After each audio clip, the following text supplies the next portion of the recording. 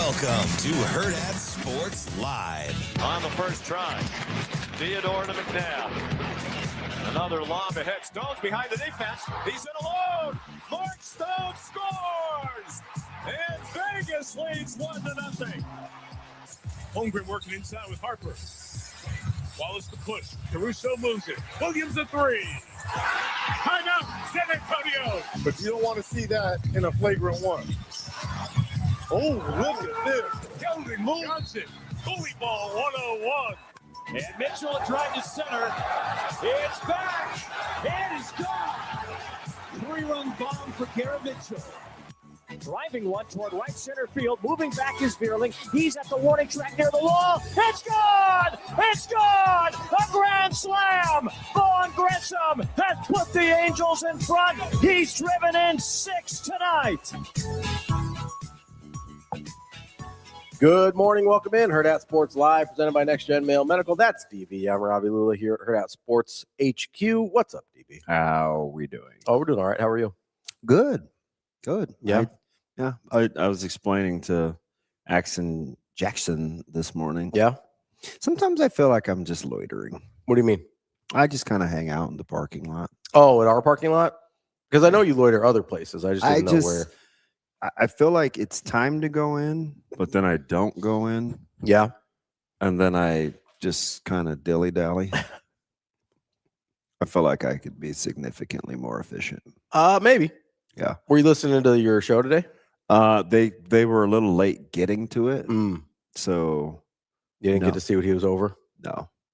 No, but he's been on a Knicks rant Oh, sure. for a couple of days. Yeah. And he wants all the people that were hating on the Knicks to admit that they were wrong, which I felt like, oh, that's kind of a Rico thing. But Maybe. Yeah. do you think Rico needs an I'm over it segment? I think Rico would have a lot of feelings. He already swears enough on the show, though. I don't know if he could handle a daily segment. Yeah. Is he in the vehicle this morning? No, they're there already. Right, Austin? They're in OKC already? So he legit left yesterday? Because I thought you guys said he's getting so getting ready to leave means getting ready to actually leave. Yeah. Sometimes when I get ready, it's like a day process. Yeah, you like pack the day before or something. Yeah, I'm not a day of packer. Yeah. I know you're surprised by that. No, not at all. It's being You know, facetious. you're pretty well prepared, Yeah, well, I try to be. you know, The diligent, if you will. yeah, so we were trying to solve all the world's problems on the way up on the elevator. Yeah, what did we figure That's out? the most I've talked to Austin before 6:57. So I got a couple things. Okay. These not deep thoughts, just thoughts. Because our trash was a day and a half late. Okay. That's fine. I left it out there. Although Well, I'm the guy Memorial that Day, so brings it it. was on a pause. I'm the guy that brings it back because they don't want it out. Yeah. It's just me. Mhm. How do you get to be the guy? Or do I need a CDL license to be the side guy? Oh, I don't think you need a license for that. So I can just Just hop ride? on. Yeah. Yeah, I think so. So how do you decide? They have to hire you. You can't just start jumping on trucks. Oh, I'd want to get paid. Yeah, so okay, I wouldn't just. I'm just saying. So I've seen you clean up restaurants for free before, so I never know. You get too many people over at the watch parties at the sports bar, and you're just like, man. can I help in the kitchen? I just cannot. There's just something about seeing stacked dishes and unbussed tables. Yeah. Yeah, I do that at Paisans all the time, and it drives one person in particular crazy. She's like, "Oh, would you just go sit down?" And I was like, "Look, young lady, chill out." Almost let the name slip there. Yeah, I did. So, can you only ride on the side in the neighborhoods? Like once you get to a street, do you have to get back in the truck? I would think if you're on a main street, you're probably hopping in that thing. Okay. That would be my guess. I mean, it wouldn't be fun just to be like, wee. Yeah, not for very long, I don't think. Well, it's not like they go fast. They go fast enough. Not 20 mile an hour. Not in the neighborhoods. I'm saying once you're on actual streets. I got murdered last night. Uh-oh. What happened? And it was Kyle doing the murdering, unfortunately. Okay. He's like, yeah, every which way we tried to deduce this. You can't do it. The 20 miles an hour? Yeah. Yeah, I mean, I've tried to make that case clear, but adrenaline. My last resort is adrenaline. So your legs are just going to both explode when you're done. Yeah. But I'll have saved someone. In your mind, because you're going to have to make up the person to save in order to get to the 20 miles an hour. Yeah. Or you're going to have to put Zoe in front of an actual car. Yeah. Experiments. Okay. I need a stimuli. So why sometimes, so do you need two people, right? For or what? Sometimes the guy hops out and he does it himself. I can't be that guy because I don't have a license. Mm-hmm. But I want to be the guy that's next to the guy. So then we can just hop out. So I do think with the newer trucks too, because I think you need fewer people because the claw just like grabs it now. Yeah. I just don't like how some people put their trash out. They're not helping the claw. It's not very conducive Why to are you the claw. concerned about the claw? I don't know. You really like drive people by people's garbage. You're like, the claw's not gonna like that. It's just. Is this why Zoe's so good at the claw machine games? You're just always talking about like, you can't do your trash like that. I do talk about angles. I'm not even gonna get into me being picky about trash cans because KJ will probably just be all in on my weirdness. But so, is there a garbage man? Is there a sanitation worker shortage? Because I would be one of those guys. I think there's always a little bit of a shortage. They get paid pretty well. Like it's not a bad gig. I would do that. That was kind of my first. Like if you're when I was little, Mhm. like 5 or that was kind of my first job. That's why I was so enamored when Bill would call us.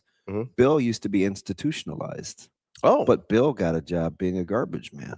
I think it's Bill was a sensational caller. if you're okay with the manual labor and kind of general stink of it all, then I think you're then it's a pretty good job. It pays well. I think you have good benefits. So I think I could get past the stench. Okay. What would be tough? Because I thought about this. You're like, you're weird. You have better things to do. But wait till you hear the next shower thought.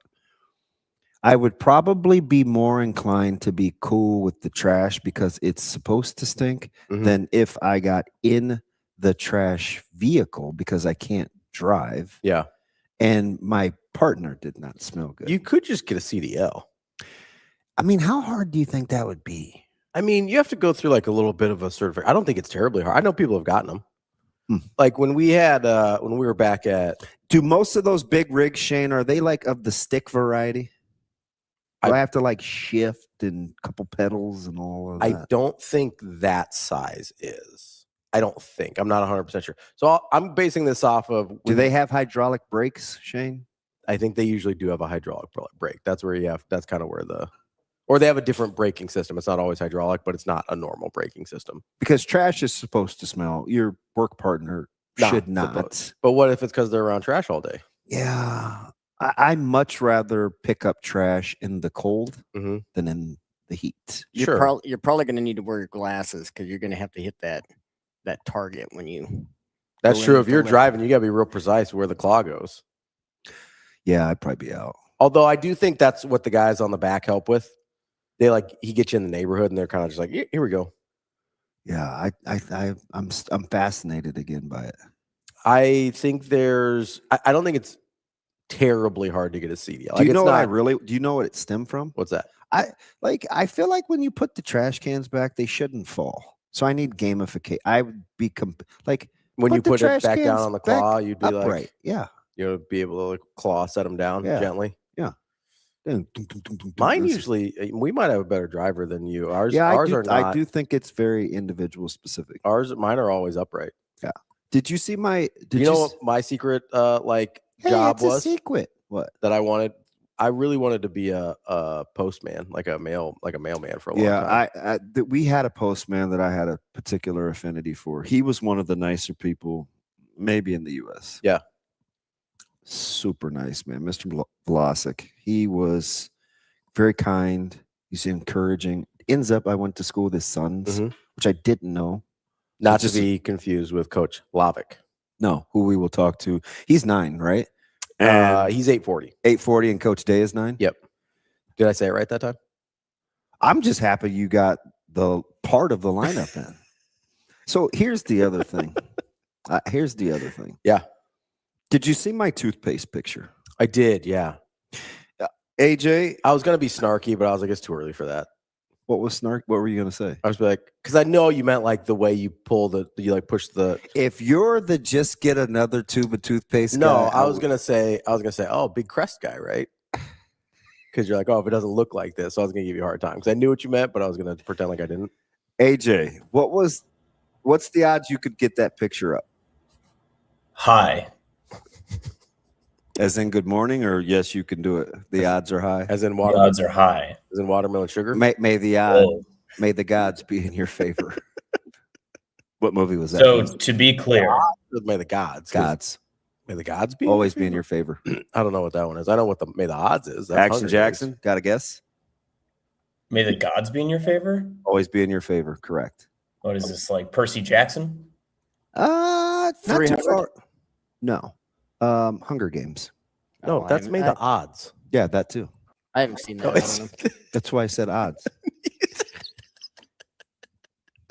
I'm not putting up the toothpaste now, just out of principle. This is why Austin and I were both like, may the gods be ever, because we're both Odds. No. Didn't you hear it? My enunciation. Hello, BLT.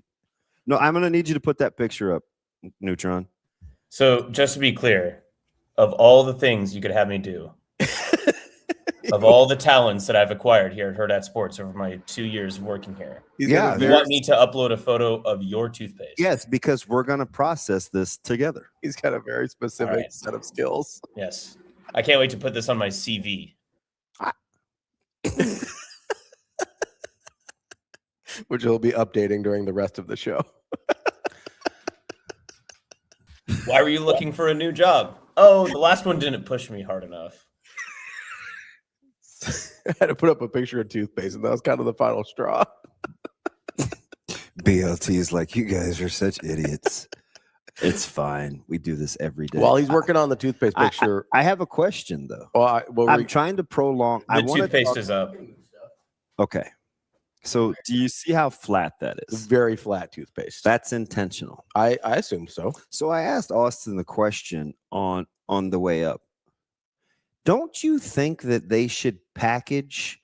It's 2026. Mhm. There's a better way to package toothpaste where you shouldn't have to go through this exercise to make sure that you get all the toothpaste out of the tube. Can I ask you a question? Yes. Is there any product that you have that it is easy to get all of it out of the container? No, I struggle with powder. No, deodorant. I've more than scraped myself before. So I can get a lot of the deodorant. You'd like to package like a liquid-ish type thing. Like a toothpaste. Do you turn your shampoo bottle upside down ever? I do, but it's not easy to get everything out of a shampoo bottle. I either. think we should come up with something different. Why can't you put toothpaste in like what you'd put shoe polish in or something? So you could just open the lid and see it. I think there are versions of toothpaste that are like that. The people that use like the charcoal toothpaste, I think, are often like that. They're in just like kind of Darlie, like in a tin. I have to see how Darlie is And they just kinda- packaged. Usually, alcohol noon is the okay. They're talking about something. I was going completely to say, different. I don't think they're talking about your He toothpaste. says he has a special rolling. This is Scott that makes it easy to get all. He strikes me as the type of guy that would have that. Yeah. Yes. Yes.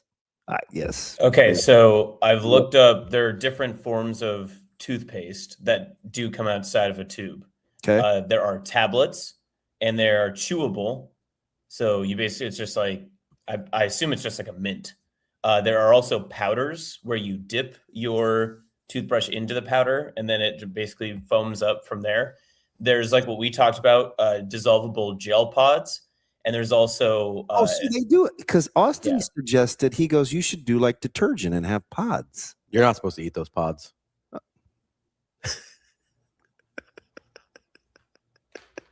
Austin, sometimes Ravi tells jokes that's only funny to him. And that's okay. Get your guy. It's literally the entire reason I do the show. Haven't we moved past tubing toothpaste? Apparently not. Maybe the so I knew somebody was going to say that. I thought it was going to be Ravi, but it's What? Emmett. He said at this point, just throw the toothpaste away. Mm. I kind of get it. I do. But there's more in there.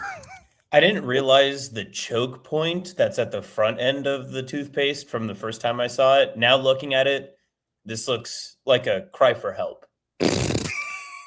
It's true. This is past just like a normal, efficient use of toothpaste.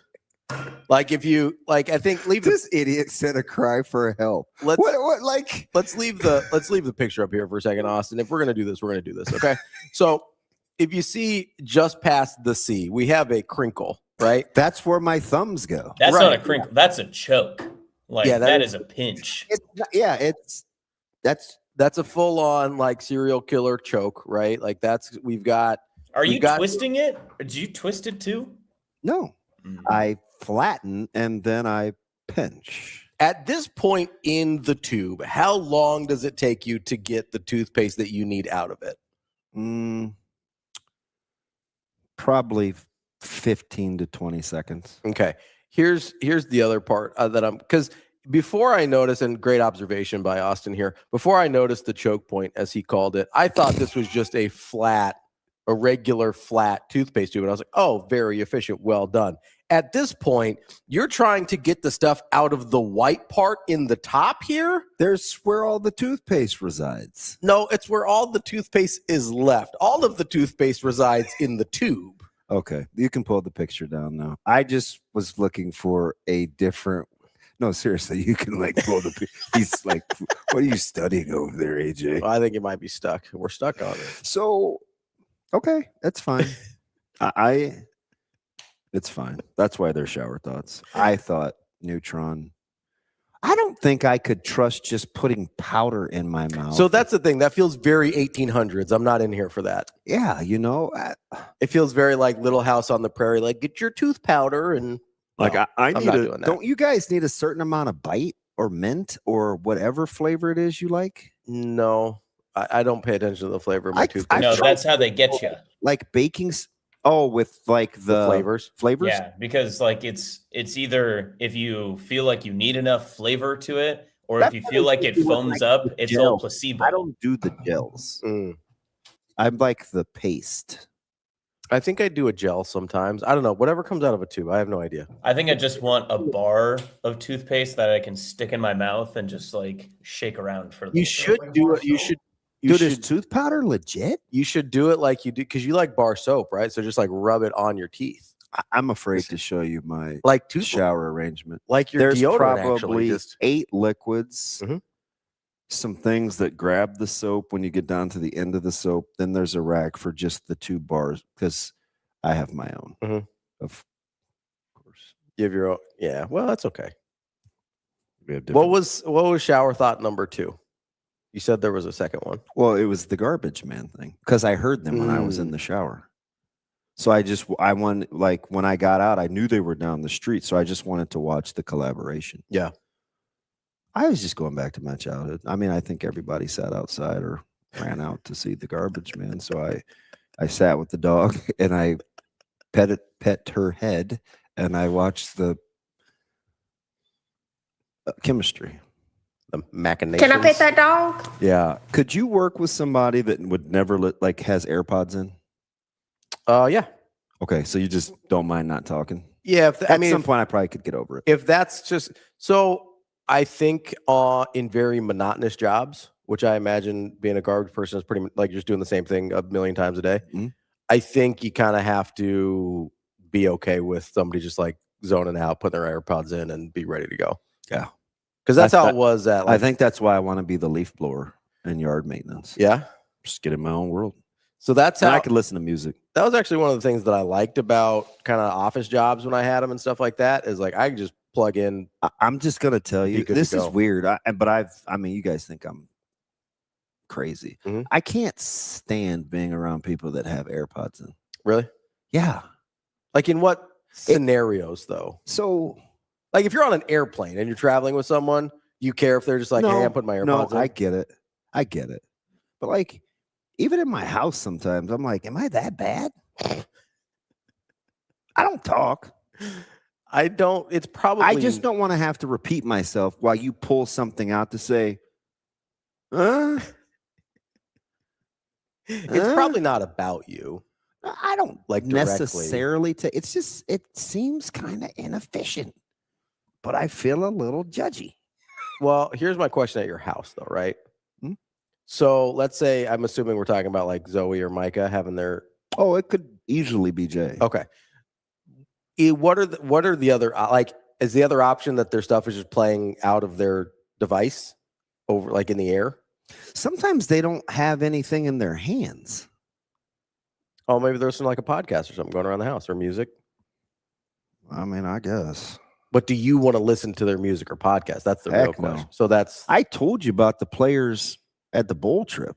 Yeah. I'm like, it's 2025, you guys. Like, they have AirPods. They're like looking at, video, and it's loud. And I'm like, man. So, I mean, you can't really have it both ways. But I don't want to have conversations with you either. So that's fine. I don't know. You just got to make the eye contact and be like, I feel like you guys know too much about me. So therefore, I feel like nobody's supporting me. no, you got to be like, hey, can I? You got to do it. Just don't want to, like, That's you like ever gym had to call etiquette. somebody for dinner? No. I So haven't. you think I'm weird. Listen, I'm going to tell you it's time to eat one time. You shouldn't have to come out of your room at the last millisecond. Like, feel free to come hang out for an extra 4 minutes. Like, I'm not, you know what I mean? Yeah, no, I get it. No, you don't. I don't have kids. Yeah. I'm just trying to make you feel better. So this dude yesterday, Neutron, what'd I do? I'm like, I can't remember why I called you. I said, oh, hey, what are you having for dinner? Or something like that. Oh, no, we were talking about. And he's like, Simple. he goes, I don't know. Natasha's in there making some sort of chicken. I'm not sure. And in my head, I was like, she works the most hours. It depends. And still, like. You can't count tennis as work. I'm putting in that work. This guy, it was so cute. This weekend, he called, Friday. He goes, hey, like, I have some fried chicken. Like, what do I do to. It was from that place that we talked about. The Korean one. No, I know. I saw his face. He's a dummy. I was ignoring it. This was a cooking reheating question. style. It doesn't have anything to do with the chicken. It wasn't product related. He didn't ask if you wanted any? I did not. I called him and I go, hey, I've got this chicken that I want to make sure it gets crispy again. I've done it in the microwave before because we've been to that place it before. It doesn't work. It didn't go well. I was like, I know you've talked about doing it in the oven before. What do I do? Because I was just going to guess, and I was like, DB knows. Yeah. 200 to 225 for 20 minutes. Yeah. It's pretty good, huh? Yeah, it was much better in the microwave. Yeah. Wasn't quite as good as fresh, which you can't expect, but it was much better in the microwave. Yeah, I got you. Yeah. I mean, that's the kind of stuff he does. For the guy who treats you guys like kids because he has extra cash in his pocket, he's not very self-sufficient. I'm incredibly self-sufficient in buying things. Great at that. We need to go buy stuff. Let's go. I'm in. We need to go make stuff. That's somebody else's deal. How'd she end up making the chicken? What did we have yesterday? Oh, she made like it was actually pretty good. It was like He said, actually, you surprised? Well, no, I just didn't know what it was gonna be. So like you just have zero expectations. God, that would be I feel like I'd have to know. I mean, in a situation of like I'm not having anything to do with this, like there's not a lot of complaints. You know what I mean? I get it. And obviously she's a professional, so she's good at what she does. It was sort of like a jambalaya thing. Like she made I'm gonna probably do that. That's Caleb. That was his suggestion. Yeah, it was like chicken and it was andouille, but it was either a turkey or a chicken andouille because she can't have pork. She can't have pork or beef. So it's still pretty good though. She good. Can't sneak the sausage by her digestive system. She cannot.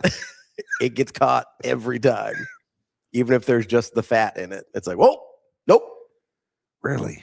Yeah. That damn tick. Goes full Gandalf. You shall not pass. Yeah. I don't know. It's bad news, man. Yeah, don't get bit by a tick. Lone Star tick specifically. Don't do that. Bad news. Be tough. Bad news bears. Be tough. Yeah. Really tough. She loves like steak. She loves steak. It's tough. I'm thinking about bacon. Yeah, pork doesn't bother her as much. It's the beef. Well, I thought, didn't we just have the andouille thing talk? Well, yeah, but like she doesn't mind the substitute as much as like she misses beef. Oh. She doesn't really miss pork. Not to the same degree. How about shrimp? Yeah, I think there was shrimp in there. Pretty How sure. do you not know? I hate it. Like, your attention to detail with food blows. Dude, it's horrible. It's pretty good when I go you out act like to it eat. sneaks up on you. Well, sometimes you just whoa. You gotta watch out. Like, wouldn't you know if you ate shrimp? What Well, a dill rod. So I eat shrimp pretty frequently, so it's not like it's hard. Do you remember seeing any? Nah, God, I can't I don't forget think it. so. Shane, I was trying to prolong the inevitable. Did you get his chicken parmesan yet? You drive me up the wall. He's going to tell Or me chicken when fried because steak? apparently he doesn't want me to drop it off at his apartment. So I have to bring it here because he's weird, even though I've been to his house at least 6 times. Yeah, Shane, I picked you up from your apartment every day for like 3 months. Like, just let DB drop off your chicken. Man. He's like, no. Just bring it next week sometime. No. Just bring it. Like, he's inconvenienced about getting a free meal. Is that why you called on Saturday? Yes. I wasn't up. It was like 8:55. It was. I wanted to drop it off before I had to go to baseball because I was going to be gone all day. Yeah. And I said I was going to do it this weekend. Yeah. Thanks for reminding me that you screened me. I was sleeping. At 9 o'clock? Come on, man. Is It's that the late quietest- for it's is the that qu- late for an adult? It's the quietest part of the day. I think it's late for somebody that does what we do. I have a hard time sleeping in past. Do you know who else didn't answer my call? Jacob Padilla at 9 a.m. Jacob Padilla. No way he's up in I time. don't even try it anymore. Remember, Shane, I used to do it for years, like Yeah. 3 years. I'd say, God, is JP up yet? Because we used to try to want to get him early. Yeah. And No, inevitably, 0% be like, chance. nope, Suns played. We check his Twitter feed. Not a chance. 0% chance. Even if the Suns didn't play, he's probably rewatching something from Andy Kendi didn't get back to me either. AK.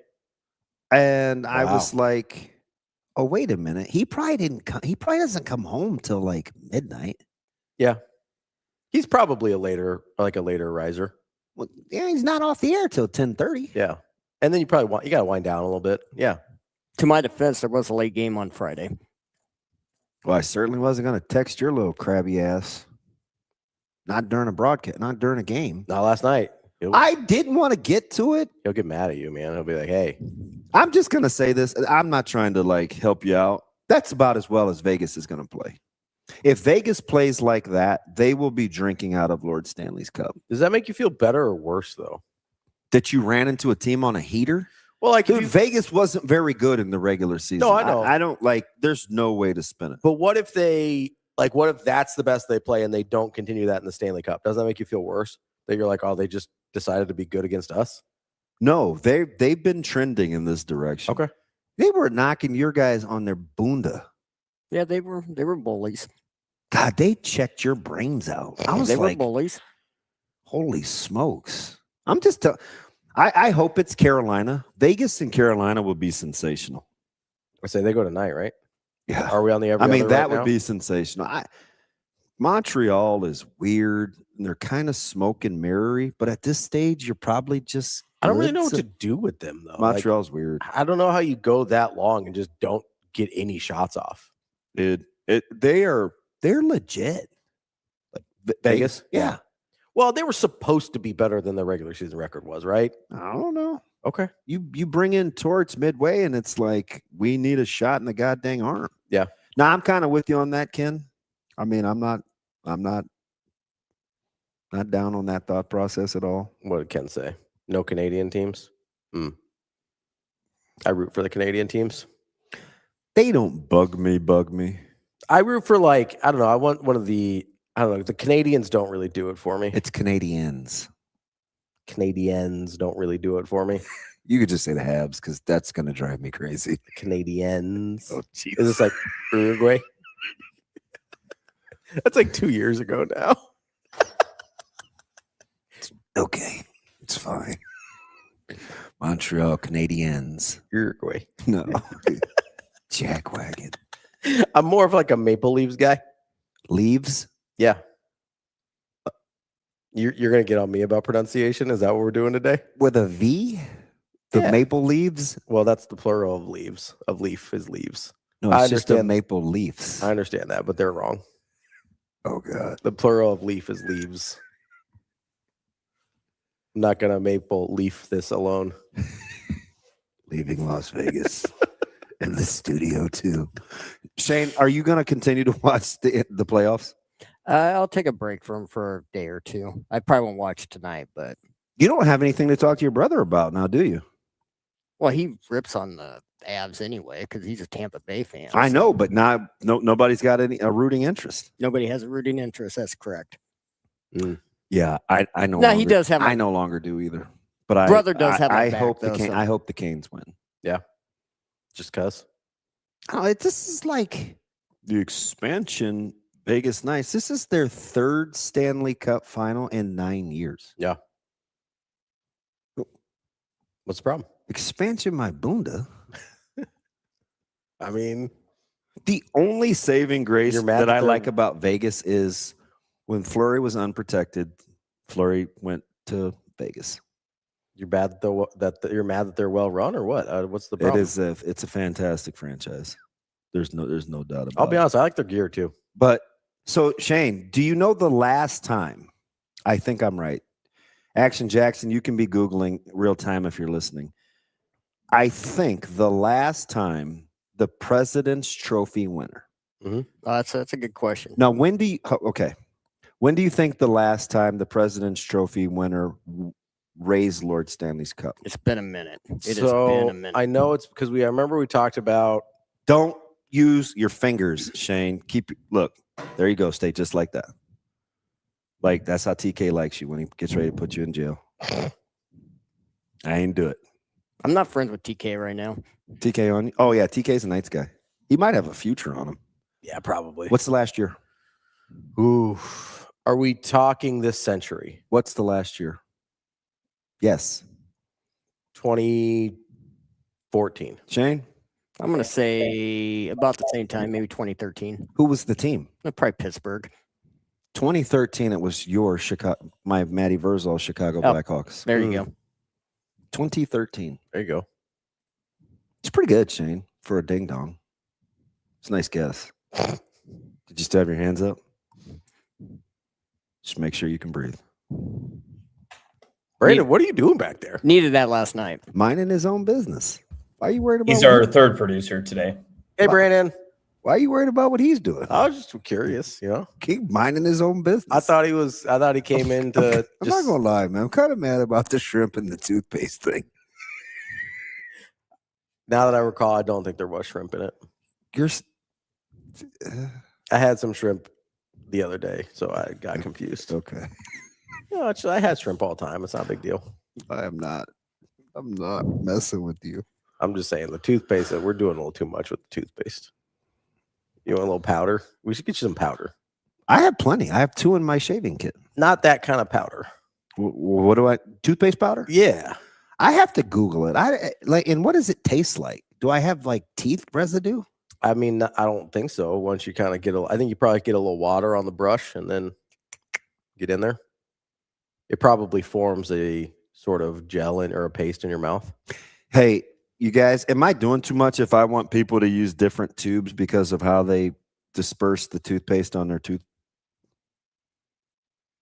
I didn't even get to finish. You don't like how they squeeze the tube, so you want them to have their Are you own deal? managing amounts? No, I don't so much care about that, but like you don't have to mash the head of the toothpaste on your already used toothbrush. Yeah. Get what you're saying here. It's a germ issue. I'm not even getting it. I'm done with you. Let's just talk sports. Here's my You're question. Not my friend. Is it a germ issue or is it a shape of the tube issue or both? Just gonna keep it a buck and say it's kind of both. Okay. Well, it could be a learning issue. You're trying to help your kids do the right thing. So You just got to push each one in the right direction. He wishes he was talking about his kids.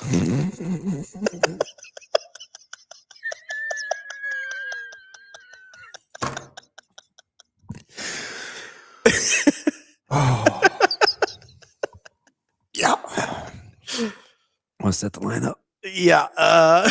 Coming up at 8 o'clock, we've got Brian Christopherson, Husker 24/7. We did a little BC's a big toothpaste guy. What kind of toothpaste you think BC uses? Colgate, Aim, Scope, Darley? He seems like a no-nonsense kind of guy. Arm & Hammer baking soda? No, I think he's probably like your traditional, like Crest, just mint, no fluff. It's in the bottle, or it's in the gel or tube. paste. He seems like a gel guy. I'm gonna go gel too. I think he's a gel guy. AJ, do you brush your teeth? I don't want to assume.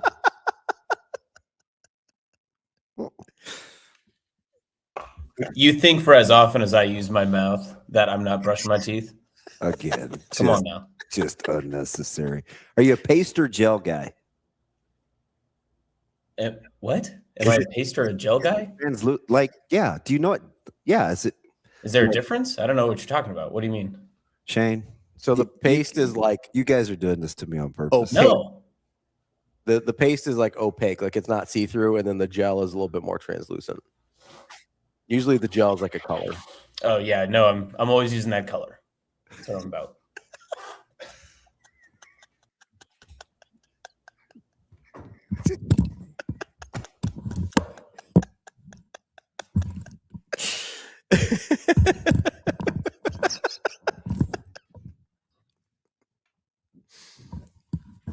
You gonna be okay? Explain to me what I said that was wrong. I was just answering your question. That's the wrong question, Eric. It's the same question you asked last year. I go for the Colgate White. That's what I do, and then I hit it with the regular What? I hit it with the hard brush, and then I get the little the whatever electric toothbrush, the one that does the spinning for you, and then I hit all sides there. I do mouthwash, and then I Wait, you use brush two again. toothbrushes? As do I. Oh wow, interesting. Yeah. Never had a cavity. Never going to. I'm 51. Never lost. I've never had a cavity. But you're young. You got time. Yeah, I do. I plan on living forever too, so I'm doing well so far. Shane, are you a paste or gel guy? I use charcoal, and I do use 2 different toothbrushes, electric and regular. You splurge on charcoal. Good for you. Yeah, And on 2 different tooth. I was imagining Shane as the guy that only uses the toothbrush he gets from the dentist. Shane is low key OCD. Like you've watched this dude open bathroom handles with paper towels. Yeah, I have. Interesting. I respect your hygiene, Shane. I didn't know 2 toothbrushes was a thing. I didn't know people did that. I think electric toothbrushes are a little overrated. Mm-hmm. They feel weird on my. I don't like how they feel. I mean, they don't have a ton of range once you get in the back of your mouth. Yeah, but for up like gums and stuff, they're fine. Yeah, they feel weird. I don't like them. Yeah, they never are the right shape too. So if you have like a toothbrush holder, you'd like need one with a fat hole. Yeah, because they're usually. They don't fit a standard toothbrush holder for sure. Also coming up on the show today at 8:40, Bob Lovick, Millard North baseball coach. At 9, we've got Damon Day, Skutt baseball coach. Great name. Your big day guy, Charlie? Jason? Nice. Yeah, Jason Day. Coming up at 9 o'clock, Damon Day, Skutt baseball coach. And at 9:40, we move Kevin Sjuts around a little bit. So he'll join us at the end of the show from 10:11 News in Lincoln. That's the lineup for today, DB. You good? Do we need to take a break? Yeah, that'd be good. Okay, let's take a quick break here, Shane. Dude, hey. Do I entertain KJ? Yeah. Neutron. Does your electric toothbrush stand up on its own? Only when it's excited. Where's the foul? Hey, that's the secret. Does it stand up? Never mind. Yeah, the temperature's got to be right. In the winter, it's a little smaller.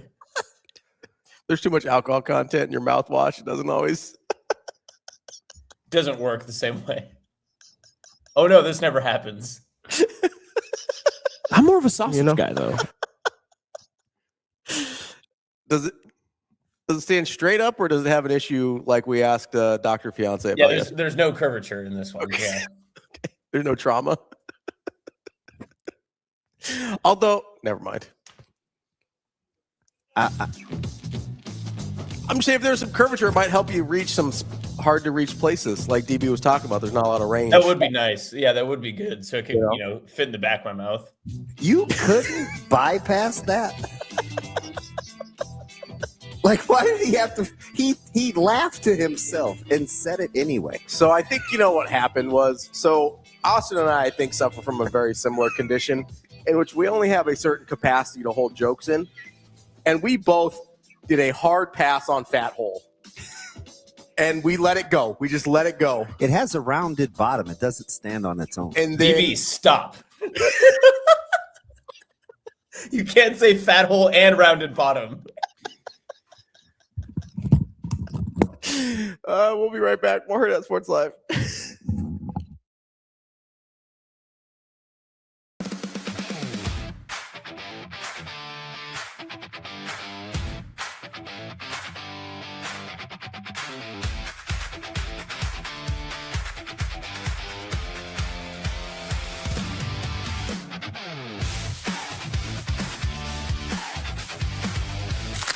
It's time for Stars, Stripes, and Savings at Edwards Hyundai.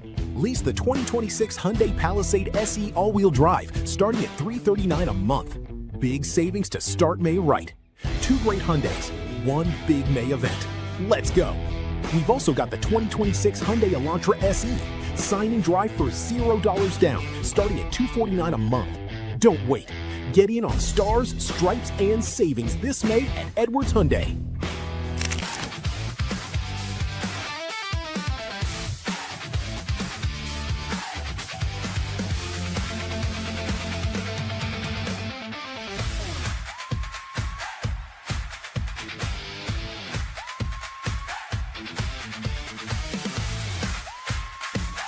Yeah, I mean, the standard's been set since I came here. It's always been a goal to host a regional.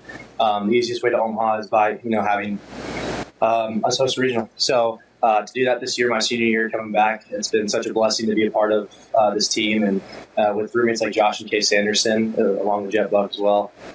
It's been such a blessing to be a part of this team and see this team grow from a culture standpoint, from a playing standpoint. So just excited for the opportunity. I think guys just holding each other accountable. The upperclassmen this year have taken a huge step in holding guys accountable and making sure that the standard is the standard, and the standard is first hosting a regional and then going to Omaha, right? So being able to hold guys accountable each and every day has been the biggest thing for us.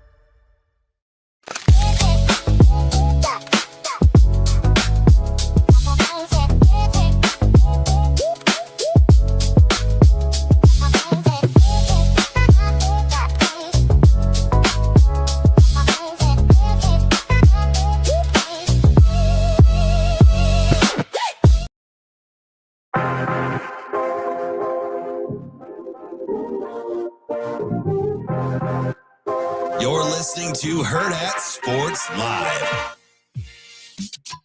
Welcome back, Hurrdat Sports Live. That's DBM Ravi Lulla here at Hurrdat Sports HQ. We've got talk in the chat about what firmness of bristles we need in toothbrushes. I can't never mind, but I like the stuff that's most readily available or soft, and I can't stand it. Yeah, I like a little less give. I think you need a little medium at least. I researched why it is difficult, and they don't really make the super firm bristles as much anymore because apparently it's not good for your enamel. I use the charcoal stuff that I use. They actually make toothbrushes for that, and I use those. Really? Yeah. I'd like to see what those look like. Why don't you Google those and send me an image? I think going back to our garbage man conversation, Jordan on Twitter says I think he might be a garbage man. He's talking like he has experience here. He does say getting a CDL is much harder now. Really? Yeah, I had a buddy who got one. Would you think Jordan would hire me and just let me be the side guy? I think he's the side guy, is what it sounds like. He says the weather sucks some days, but it's not bad. All right, where's Jordan? There he is. Yeah, about 30. JF? Yep. Being a garbage man isn't bad. Weather sucks some days. Getting the CDL is brutal now. So I had a buddy that got one. It might also depend on which class of CDL because I think there's multiple. And so we had a guy one of our assistant coaches got one so he could drive like the shuttle to road trips and stuff. And that wasn't bad. And I don't know if but that's probably a different one. That's probably a lower class than the big rigs and the garbage trucks. Some places you don't even know what the signs are to get a CDL. Like TK is quite the same. TK, you're too old to be always yelling at the clouds. Always yelling at the clouds. He doesn't like anything. He wants you to do a live show from the side of a garbage truck. Oh, I would. I'd totally do the play-by-play. I totally would. I'm fascinated by it. Yeah. Yeah. Maybe that's what you could do on our week off. You can find somebody that has garbage truck access and hop on.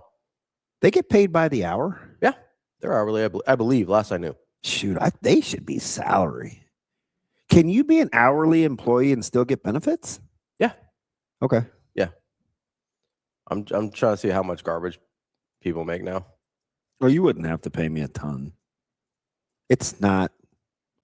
I don't have to. If I don't have to, it's paying me for my ugly looks. I wouldn't ask a ton. What is it? Like 40 to 50. Okay. If you're one of the drivers, you can make like mid 70s. So there's a big pay difference there if you got the CDL.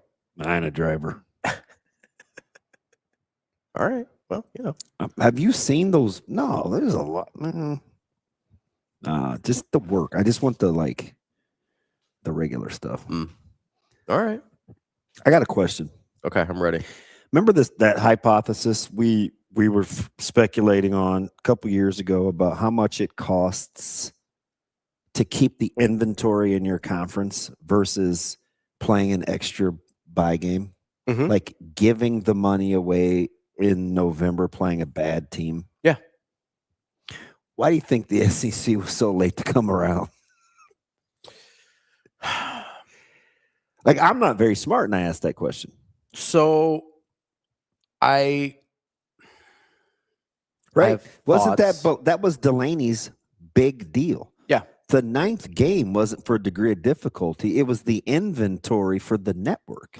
So I think this is a matter of, for so long, the SEC was still making more money than everyone else. So they felt like they were ahead anyway, where the Big Ten was trying to catch up in revenue. So I think it was more of why Delaney moved to 9 as opposed to why the SEC stayed at 8. Now, Wyatt, I'd smoke a garbage truck in the neighborhoods. I think now it is, in retrospect, you're like, hey, why didn't they move to 9 sooner? But they were making more money than everybody until like 2 years ago when the Big Ten passed them, right? Or 3 years ago. 3 years ago, maybe. 3 years, I think, yeah, but recently, right? Where the Big Ten passed them in revenue, and it appears that gap is widening each year, right? So I think that's where they sort of are like, oh, we probably need to do something to make up the revenue gap here, especially now that to us, the bottom half of the teams that aren't as financially viable as the top half, that there is a much more aggressive year-to-year cost in terms of putting your roster together. Like before, you could just be, hey, we're just going to be bad. We're just going to not cheat. And so our roster is free, basically. Yeah. Now everybody's roster costs you something, whether you decide you want to cheat or not. So how long do you think it takes everybody to be on the same page in the SEC? In terms of playoff? Yeah, not just playoffs, but like now you don't get what did your boy Sankey call them? Cupcake game? He said the cupcake schedules are over. Oh yeah, I mean starting in 2027. I think it's going to take some teams some time to figure that part out, because there was a lot of teams that were getting propped up by 4 bad games a year. Yeah, I genuinely believe that. Right, so that's going to take teams some time to figure out how they can maneuver their way into seeming like they're better than they are. Yeah. The other thing I think is going to be really interesting is, and so did you hear Kirby Smart at all yesterday? Oh yeah. But good. Yeah. Let's talk about it. He was really interesting because he said the quiet part out loud, where he goes, or the thing that, maybe it's not the quiet part, the thing that no other football coach, AD, commissioner, anything has been willing to actually say, which is that I'm afraid we're going to ruin all the other sports. Yeah. He's the only person in any position of football power that I've heard say that. And like people like us say that a lot. Right. But he's the first football person that matters I've heard say, hey, I'm afraid we're going to ruin the other sports. I don't know if he's the only one that cares or if he actually does care at all. But to be the first one to say it out loud, it kind of lends me to believe that he's actually way more aware, especially when you pair it with his other discussions about, well, hey, like we're not just going to be the highest bidder at Georgia. And I don't like not having guys here that have been here for 3 springs. And like when you pair it with all the other little breadcrumbs he's dropped us over the last year. Or two. Yeah, sure. And I think there is a part of Kirby Smart that is, I don't know how actively he's working against, but I definitely don't think he loves how things are going. No, I don't think that's it, Wazy. I don't either. Like at first, because if he was, he could just pay more. Like he's at Georgia, he can just pay more. Yeah, at first I was like, this is weird. But I've been studying him for a while, yeah. Right. So I'd say, oh, did you hear what Kirby Smart said about this, or Kirby Smart said about that, or the 3-year guys, or the spring, or don't come here if you're looking for money, or this is Georgia, we develop. And I was like, is he trying to get out ahead of this thing? Because you framed it right. You said the bird crumbs. Action Jackson, how close are you to having what I just sent you being able to be heard audibly? I just saw it. Give me a second. There's a guy that I follow who does podcasts, and I listened to the coaches in the SEC yesterday. And Mike, go back and listen to Mike Elko. Now, the clip that I'm looking for doesn't have the direct quotes. Mm-hmm. I'll find the Elko one. But generally speaking, like I agree, because I'm anti what? Well, basically everything. But like I'm anti-expansion. Yeah. Right? Because we haven't figured out how everyone can play by the same rules yet. And it's not good for the game. Mm-hmm. Like it's not. It's not good for the overall health of the game. You don't have enough competitiveness right now. And I heard this since pre-COVID, and you guys still aren't right. Oh, over time, like it'll give more opportunity. And sure, those guys are still getting their heads beat in. And the people that make the money are making more money. Mm-hmm. You're not catching up, right? It's like lambs to the slaughter, and everybody's cool because they get a piece. Play the audio of the synopsis of the playoff. This is just one guy's opinion, mm-hmm. but he's speaking about what Elko said at the SEC meetings. Can't believe Mike Elko just said this. I am so tired of talking about expanding the college football playoff. I do not think it is good for the sport. And everybody that keeps pitching a projected expanded playoff is doing it for the interests of their pockets. Well, Texas A&M head coach Mike Elko just made a statement that I think more people need to be paying attention to that nobody wants to admit. He stated this week, "I don't know why you ask us. It doesn't matter what we think. I don't know why we're trying to become a trophy sport. What does Mike Elko want? 40. Then I won't get fired. He went on to add, none of us are answering for the good of the sport.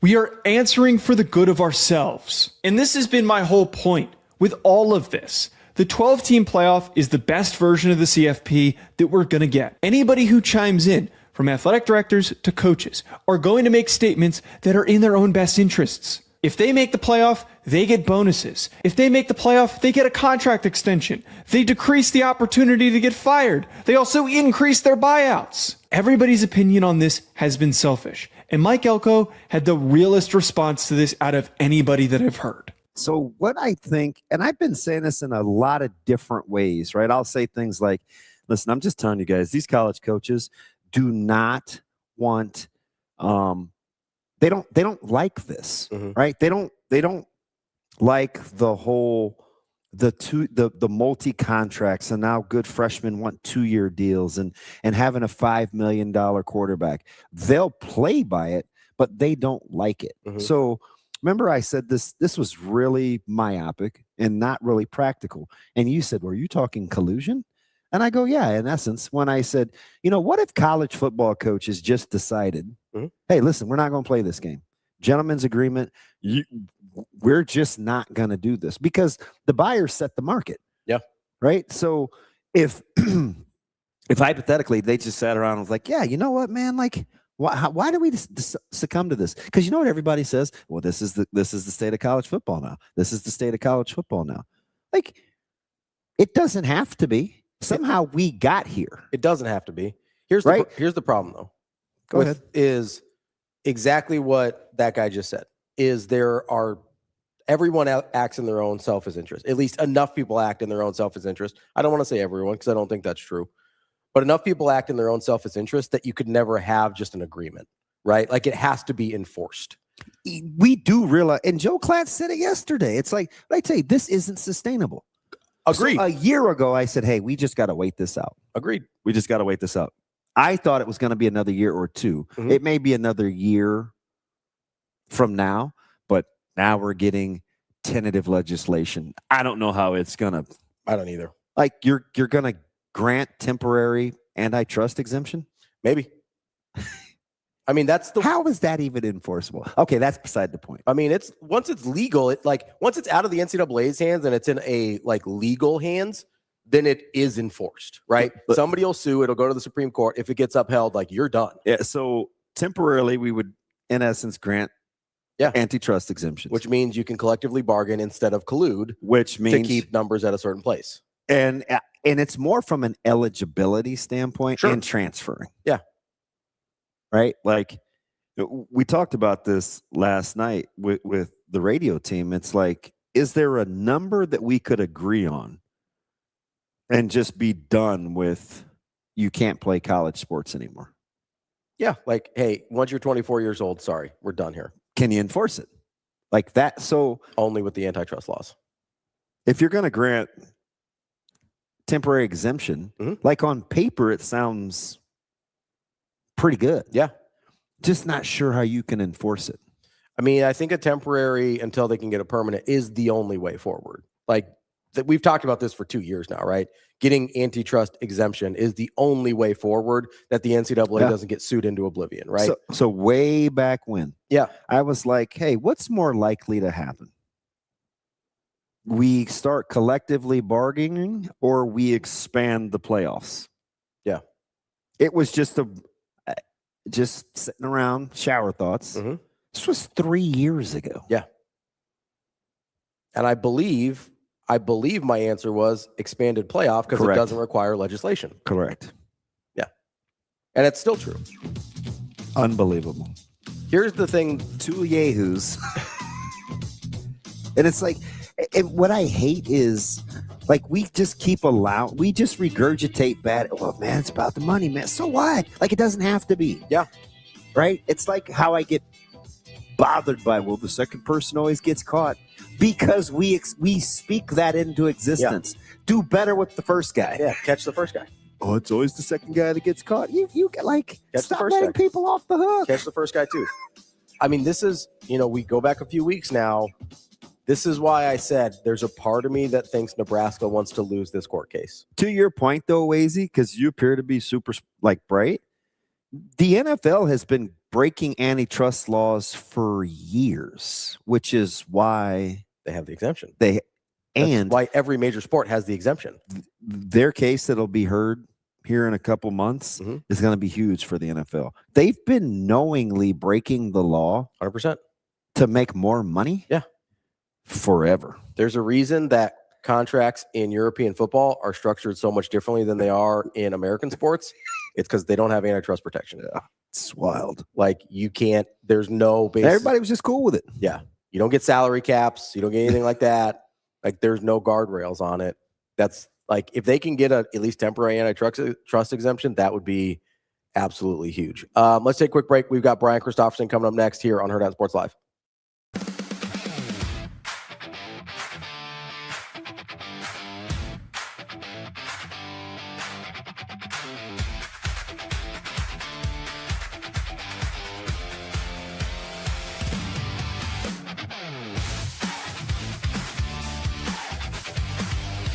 It's time for Stars, Stripes, and Savings at Edwards Chevrolet. Save $12,000 off MSRP on the 2026 Chevrolet Silverado 1500 RST, a truck deal worth celebrating. 2 Chevys, 2 ways to save, this May only. We've also got the 2026 Chevrolet Trax 1RS starting at $299 a month. Don't wait. Get in on Stars, Stripes, and Savings this May at Edwards Chevrolet. Together, let's drive.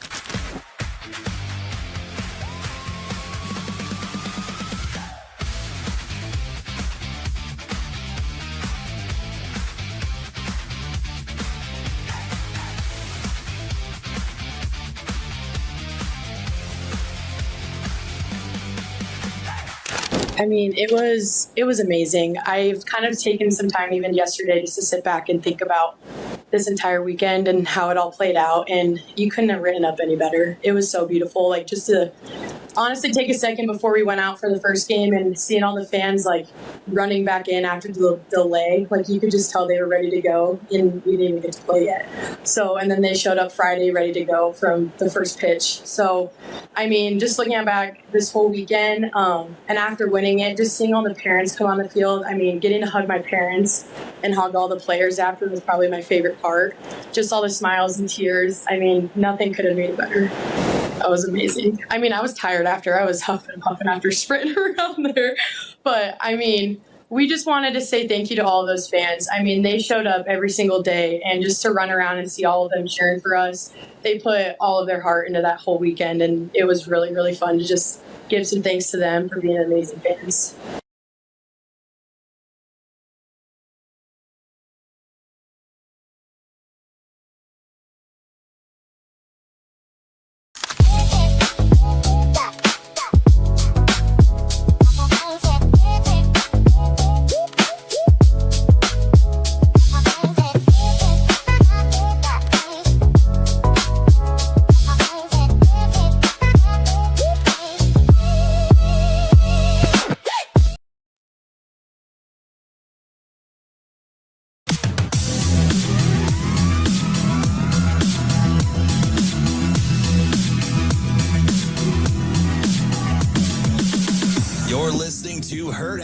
Sports Live. Here is Husker 24/7 senior writer, Brian Christopherson. Yeah, you got guys walking into Ace Hardware without their shirts on. Brian Christopherson. We got a pretty good sewing circle in this state. Brian Christopherson. To me, it's like crunch time, baby. Here is Brian Christopherson. Welcome back, Hurrdat Sports Live, presented by Next Gen Mail Medical. That's DBM Ravi Lulla here at Hurrdat Sports HQ. We are joined now by Brian Christopherson from Husker 24/7. BC, how we doing this morning? I'm doing well. How are you guys? B Sizzle, we're doing okay, man. We're just solving all the world's problems. I mean, per usual. Toothpaste in the tube. What else?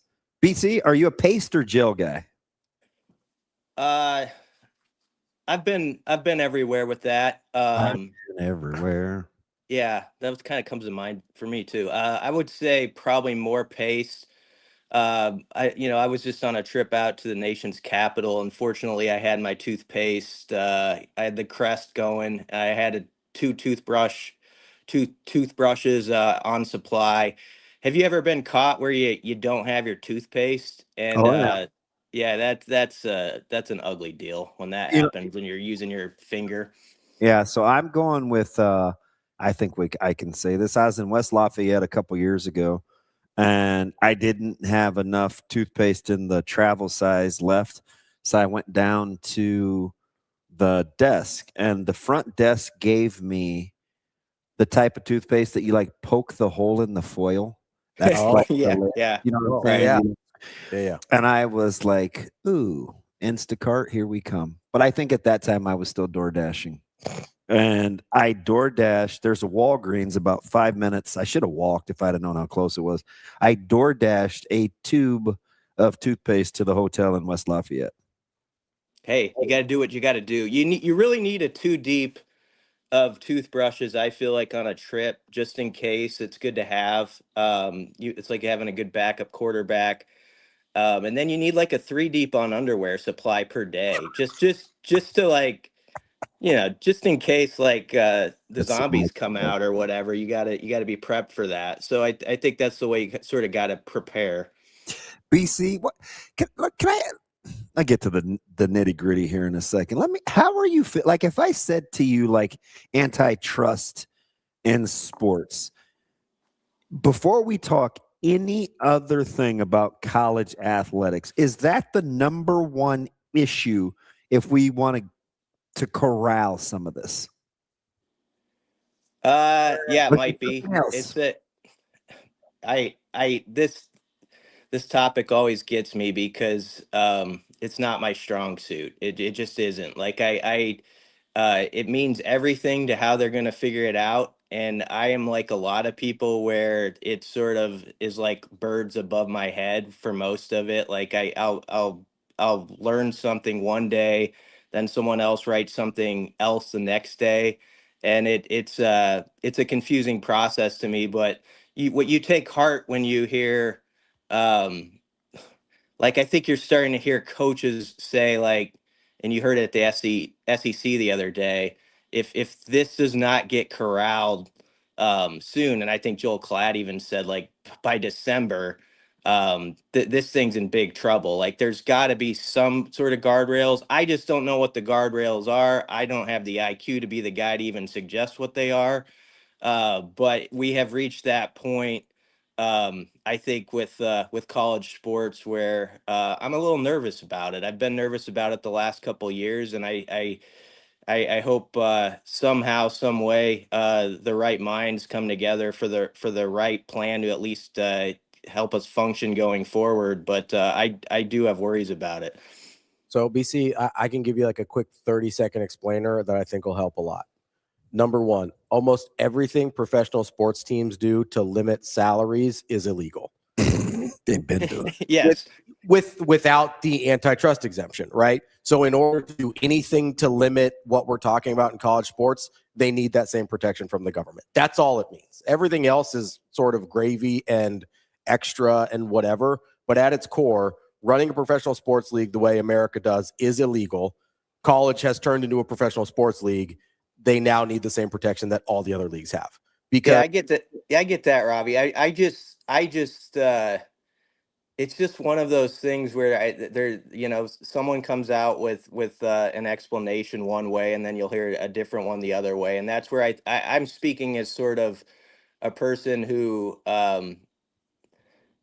you didn't get into it necessarily to track these type of issues, and so it's become sort of uh, a I just think kind of unfortunate. It's like half the off season gets spent talking about this, and yet it's everything. Like they've got to solve it.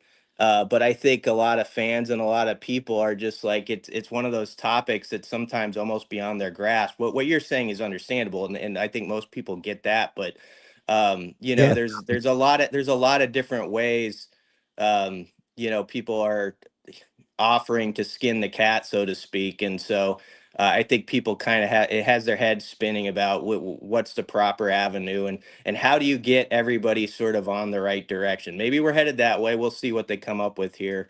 But yeah, that might be what the answer has to be honestly to curtail this thing. What's interesting too is I think universities know it's not sustainable. Athletic directors know it's not sustainable. Coaches know it's not sustainable. Can you imagine just being in a position where for the time being, where you don't have real rules, you have to figure out how to play the game, right? It's like, yeah, hey BC, you want to come by the house? We could play games. And you're like, oh, that's cool, DB. Let's hang out. We go, oh, how do you play? I was like, I don't know. We'll just figure it out. Like, how fun would that be? You'd be exactly. like, I'm going home. This is no fun, right? Like, but that's how it's going.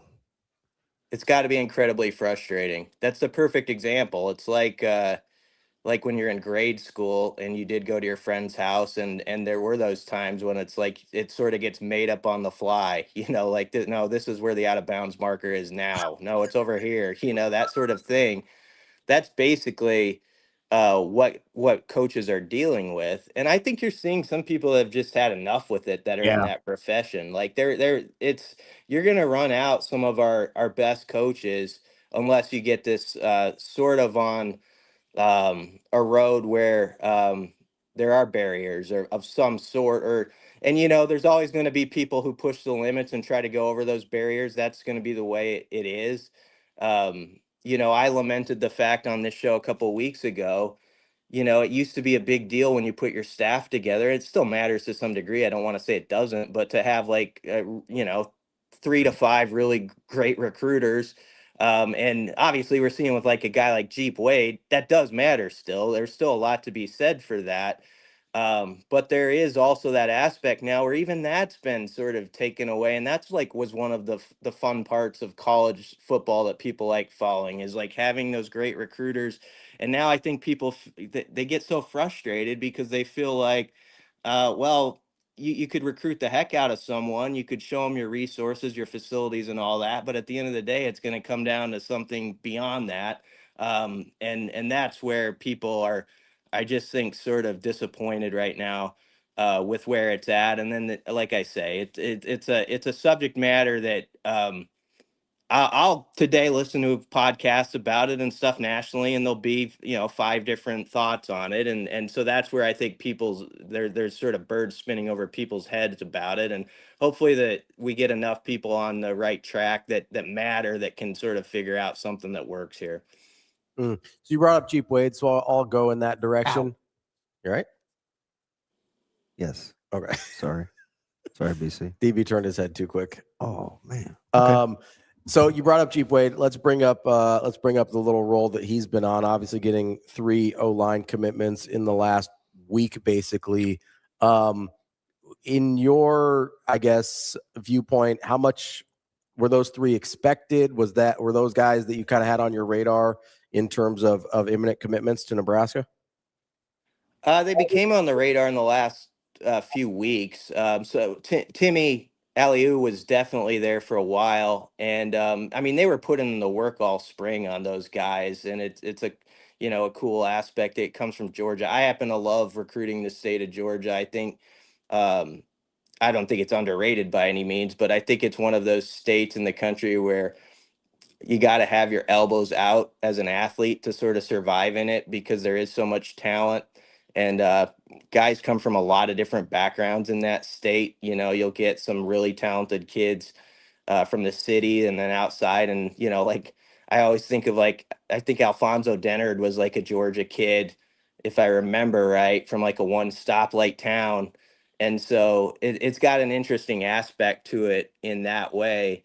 But Geep, how can you not be impressed just by like his first, 6 months or whatever it has been on the job? I mean, to come in first off in the portal cycle, and you talk about going head to head, with some big boys. They did that for Paul Mubanga, and then Brendan Black and Tree. Those are all three guys first off from the portal that they knew well, like from Lonnie and Jeep's background. They'd recruited those guys before, so they had a good understanding of how they'd fit and what their mentality would be.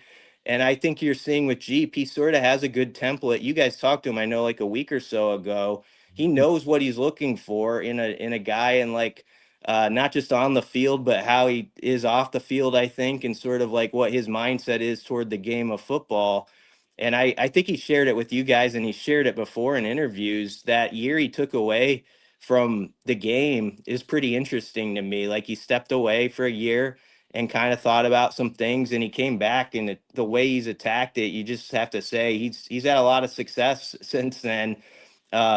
And we'll see what they do on the field. You got to go do it there and develop those guys. But it's a big deal in this portal age to get high school guys, especially on your line, in your system, develop them that way, because we've seen, like, when you get to the portal cycle, and who knows how it's going to change, you got to pay way more than some guys are worth sometimes. So it's better if you can get them early on when they're 17, 18, work with them. And at Nebraska, not a lot of guys have left, for the portal in the trenches. They've maintained a lot of the guys, even that are third or fourth year guys, that have stuck with it. It's so interesting, BC, and I don't know how long we can wait this thing out. I mean, especially when you hear guys talk about like by December, then fill in the blank. But I do think, especially kind of getting the backstory on some of these kids and the relationships with the families, and seeing a lot of the recruits that have been on campus over the last, 2 months, kind of their targets. It does seem, and I don't know if there's enough of it, but maybe this is just myopic DB, but it does seem like there's kind of this return, or maybe the intentional targets, to surround yourself and find these guys, a lot of good players, where the dollar figure isn't the almighty, right? Even losing out on a guy like Goolsby to Ohio State, it didn't come down to money, right? He's a really good player, had his preferences on who he wanted to be coached by. It wasn't about necessarily a dollar figure. And I think, and I believe that to be fact too. So I trust the situation. And I say that to say there are more of those out there than I think we give it credit for. I just hope that coaches are patient enough. And I don't want to call it collusion, right, Ravi? But like, if coaches are intentional about, enough coaches are more intentional about not just being the highest bidder, maybe that he'll have this subtle way of correcting the market. It may take time, but it doesn't have to be like all doom and gloom. You know what I mean? Yeah, I hope so. You love to find those guys who, money can drive all of us to a degree, but like, okay, you're in the ballpark as these schools now.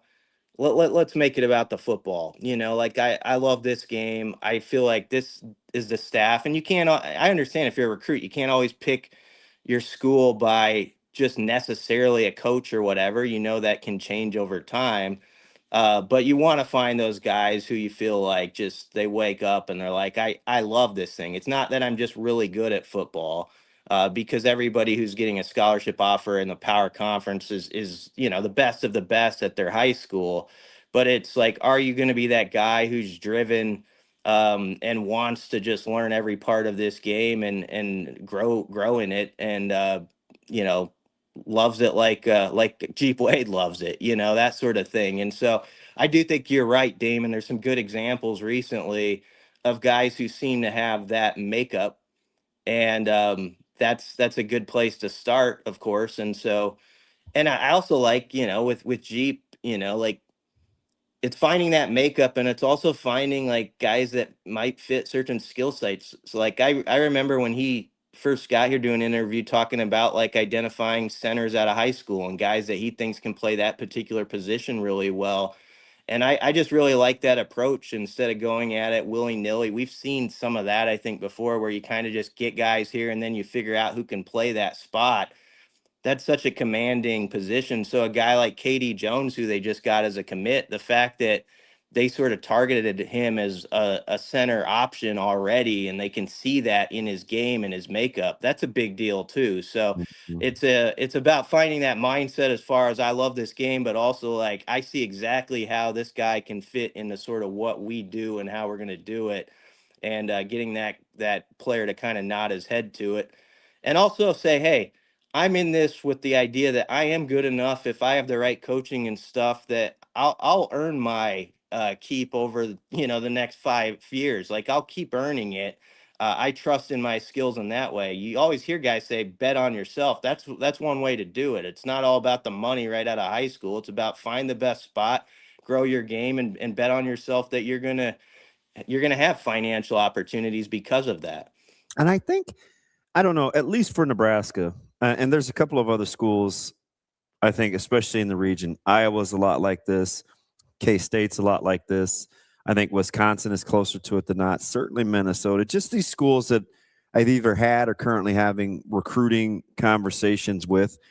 There's this quiet groundswell, BC, to focus on players like that, because I think I think two things. What I'm hearing is they're banking on the fact that they're good enough coaches in these respective. Brett Bielema's a lot like this too, where there's at these institutions, there's a certain level of patience. I don't certainly want to say that Pickle has all day, but he did get an affirmation and commitment from his then AD that, hey, listen, we need to commit more resources to this recruiting because some of this is kind of on me, where coaches think, okay, give me time. There's a lot of really good high school players. This portal thing hasn't worked out for a lot of these schools. This will go away. Wait this out. And the other thing is paying for the highest bid players. It's not good for those programs either, right? Because I think they're looking at what some teams have spent and how, if they're saying Ohio State, like it was $20 million roster X amount of years ago, and it's allegedly a $35 million roster now, 40 or whatever it is, right? Like, you can still only have one national champion. So at some point, it's like, what are we doing? Yeah. So I think it's twofold with how some coaches are thinking.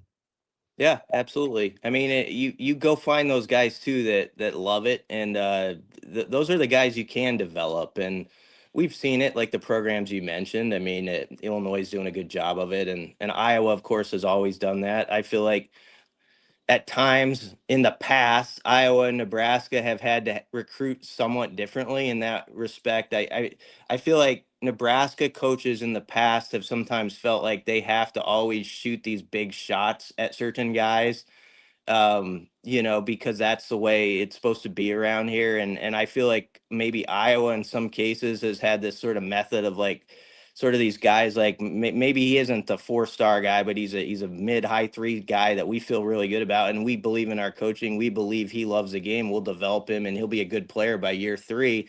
And we've sort of seen that just sort of happen for them pretty consistently. And I think you're seeing more programs start to find that, or at least work toward that sweet spot. And maybe that's somewhat what's going on with Nebraska now too. It's about just find those kids who are all about ball and just they want to eat it up, and let's get to work. And I do think over the last week, Geep found some guys that he feels are built that way. And of course, they're going to have to go do it at the next level. But that's another reason why I said I like the Georgia high school recruiting circuit too, because I think there's a lot of kids in that particular area that have to kind of come up that way if they're going to even get opportunities at the level to get to college and get scholarships, because it is very competitive there. BC, when you're looking at the upcoming visits Nebraska's got over the next few weekends, do you prioritize it? I mean, it looks like they've got pretty big ones coming up, 5th, 12th, 19th. Yep. Do you prioritize kind of one group over another, or do they each kind of bring their own flavor to the table? I would say there's a different flavor to each. Like take June 5th. That's become interesting now because you got the 3 Georgia kids that just committed, the linemen. Of course, you've got Joey Hunter coming in with them, teammates with 2 of those guys. You've got Corey Hadley, another Georgia guy, by the way, who's committed, who's set to go there. So they have 4 guys of the 12 that we have right now, and it's a fluid list. You got to always remember that. But so you're going to have a lot of dudes who are already sort of invested, or they're getting invested in the idea of, I'm a Husker now, I'm a commit. And they're going to, I think, work on some of these other guys. I think Matthew Brady is a sneaky linebacker. I agree. In that June 5th crew to watch. And if you talk, Damon, it goes just to what you're talking about. You talk about a player, look at who's after him lately. Like he's had sort of these Big Ten schools, like, the Belima types that are looking his way. So that's an interesting one. June 12th is more of it's a mixed bag of all over the map. There's all sorts of, you've got like your in-state guy in Cottrell, and then you've got like Kyler Kuhn from the Kansas City area, but you've also got right now, Isaiah Alvarez is an interesting receiver to watch, along with, Caden Howard, and it's all over the place with that one. So it is, I think there is a different category sort of for each week. Of course, June 19th, Trey Taylor is on his OV. Pittman scheduled then too, as of now. Amir Brown. So Tay Ellis, Matt Erickson. That's another week where there's like 5 or 6 guys who are already committed. So they're going to be, helping peer recruit, and it's not just going to be Trey Taylor. You've got other guys who are going to be working to help get some more in the boat.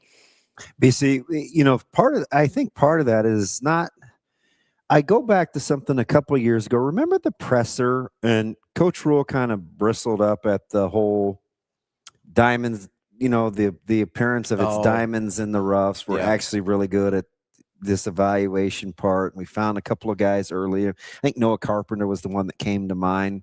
He camped in Lincoln and then blew up 4 weeks later. It's like when we offer diamond in a rough, when Ohio State offers, is just a good player. Yeah. So I think, and we remember talking about then, like, if you have enough patience, will that work, right? Because you're just trying to develop the relationships, and they keep stressing relationships because I think it minimizes, it minimizes the variables creeping in that could disrupt the relationship. You know what I mean? Like, say somebody comes in last minute. Then it's like, well, we've been with these guys for the last year and a half now. Like, so that's like the ultimate trump card. So I think it's interesting how you go back to what he said 2 years ago and you bring up Brady, right? I listened to Coach Wade when he talks about having relationships previous to blowing up on the map. There's a couple of D-line targets that I know, Coach Brown is interested in, that behind the scenes they've been working on for the last handful of years. How much of that do you think is sustainable given that the clock is constantly ticking? That's a good question. First off, I do think they put in a lot of work that sometimes is below the surface on guys, and people always got to remember that. And there's got to be some planning to that, I suppose, knowing that maybe you feel like, hey, I've really identified a good player here, but I know the minute like it gets really, publicized or whatever, that we're in on him, or he's coming here for an OV or whatever, that everybody else jumps on board. You sort of get that everybody runs toward a guy sort of thing. And so, sort of I don't know that this is a great example, but like last night, a young man named Brennan Drummond announced like he's going to visit on June 12th.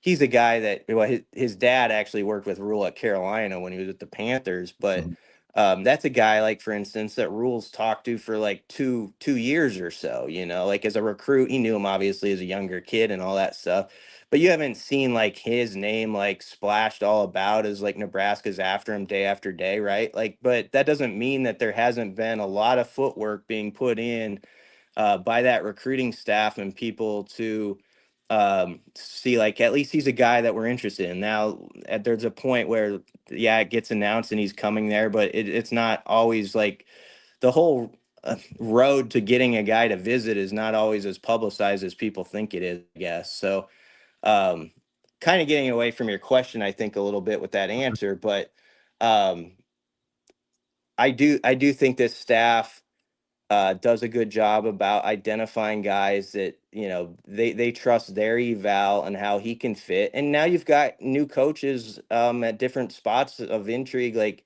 Rob Orich can get like Matthew Brady in town in the spring and have a full day with them where you really say like, this is exactly how you'd fit in this defense before he even gets here for his OV. And there's 10 other guys here. Like, he had a day where he could kind of spend time with Orich and Dvoracek and Tyler Yelk. And those are, I think, as important as any visits. The OVs can help finish it off. Don't get me wrong, they're big time. But I think those spring visits are so crucial now. And like, this is how we could work together as a coach and player, and guys kind of come away seeing if that gels to them. I just look at a guy I just look at a guy like Jaden Travers, right? Yes. And people are going to say, who? And it's like, well, we've got a D lineman on campus, guy from St. Francis Academy.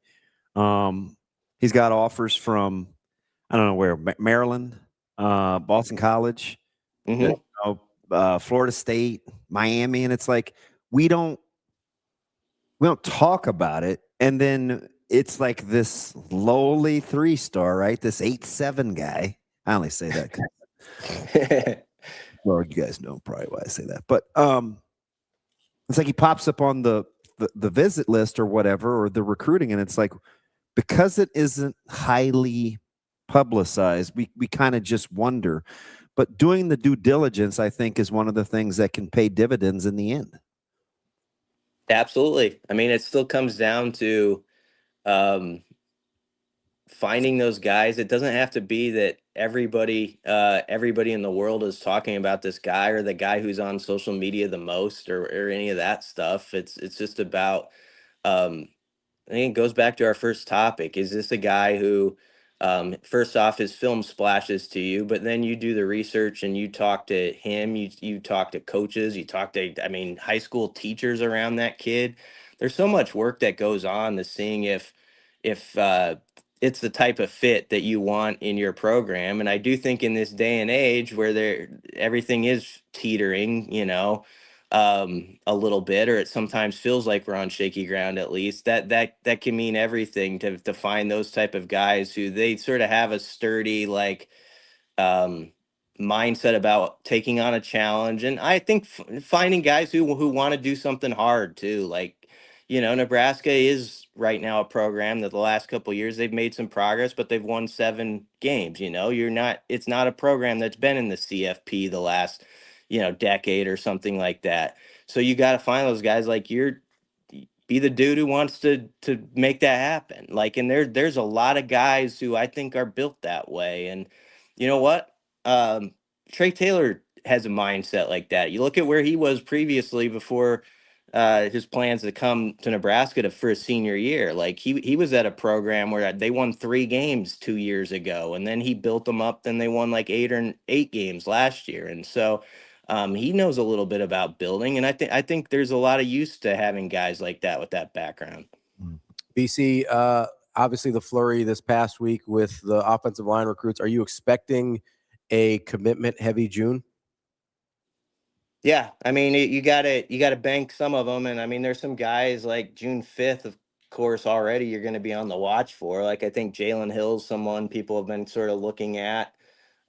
Joey Hunter, I'm now really interested in. Just not that he's gonna just raise his hand because his teammates did, but there's I think a nice space for him to possibly fill. And like Damon said, there's some D linemen that I think could pop, and so that's going to be interesting. You thinking like Minnesota? Like, we don't have to say, but just curious. Like who? Like, well, I mean, like the state of Minnesota. Like when you're talking D linemen, there's just a couple that come to mind. Yeah, that could be the case. I mean, there's been D-line's been interesting because there's been a guy we still have him, as a visitor for June 5th, and I know stuff can change, but like Errol DeMontagnac was a guy like a couple months ago I thought was very close to raising the hand and for Nebraska, but that sort of played out. So there's guys like that I'm just interested in, like where does that go? But I think there's others like you're mentioning that could come into play. I do think they've got some good inroads with D linemen. Let's put it that way. I think they're in good position to have some stuff happen there. So, Geep, it was kind of the week of Geep and Lonnie Teasley last week, but there's going to be some other spots that sort of, I think, have their moment here over the next 3 to 4 weeks. That's our guy, Brian Christopherson, Husker 24/7. BC, appreciate the time. As always, we'll talk to you next week. Yeah, thanks, guys. Thanks, B. That is Brian Christopherson, Husker 24/7. Coming up next, we've got Millard North baseball coach and Class A state championship, Bob Lovick, coming up to talk to us about his Mustangs and their trip through Lincoln East to win the title. That's DB. I'm Ravi Lulla. We'll be back. More Hurrdat Sports Live after this.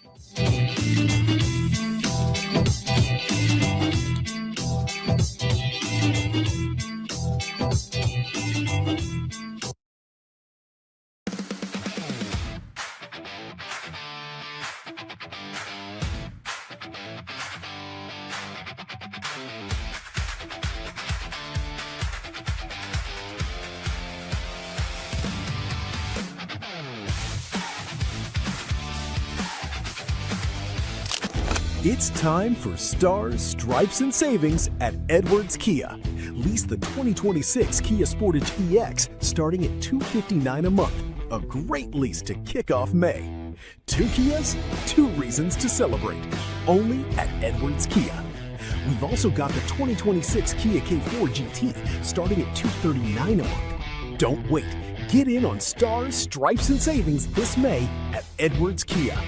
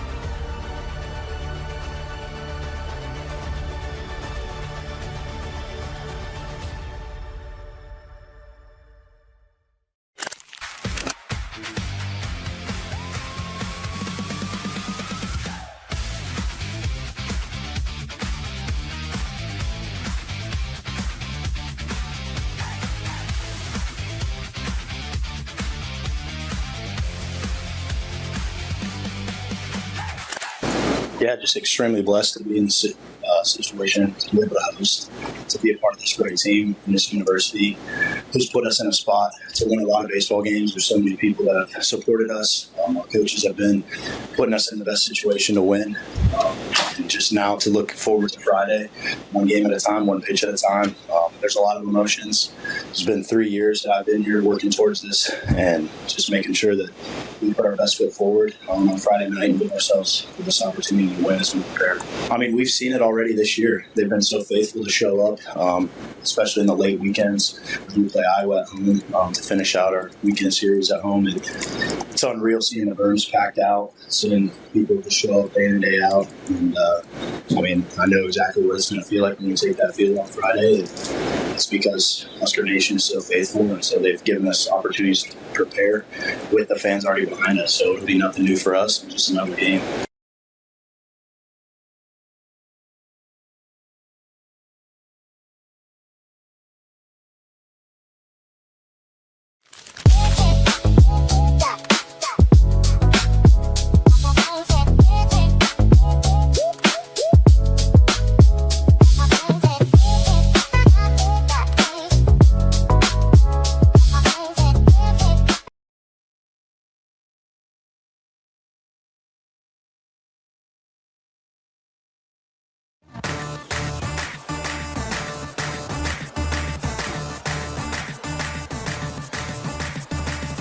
You're listening to Hurrdat Sports Live.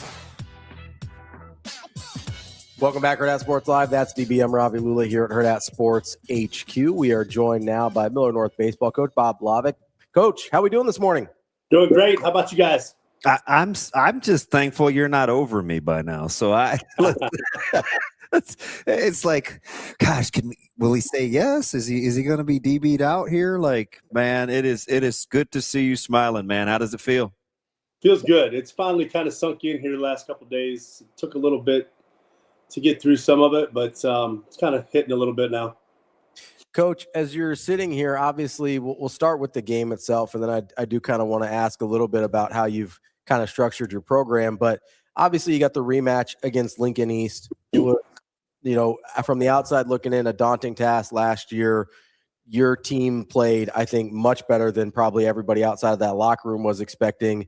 And I think people had a lot of the same feelings this year. How much did that experience from last year help not have this, I don't know, boogeyman effect with a team that was coming in with a pretty daunting record? We about had it happen as it was, but yeah, don't get it twisted. Let's just be honest there. It got a little bit dicey there with the leadoff guy getting on in the extra innings. But, we prepared with the experience from last year. We prepared to be in that position. So when we got in that position, we didn't get sped up, and we just handled the situation. And what we talked about was just being able to be tough enough to get through that. And as it plays out, that situation happened, and we were tough enough to get through it. Yeah, you used the word toughness. I think I alluded to this post game. I'd been talking about this on our show for probably the last month. I said, this is the team to watch. Just the last third of the year. I'm not sure if the mojo necessarily changed.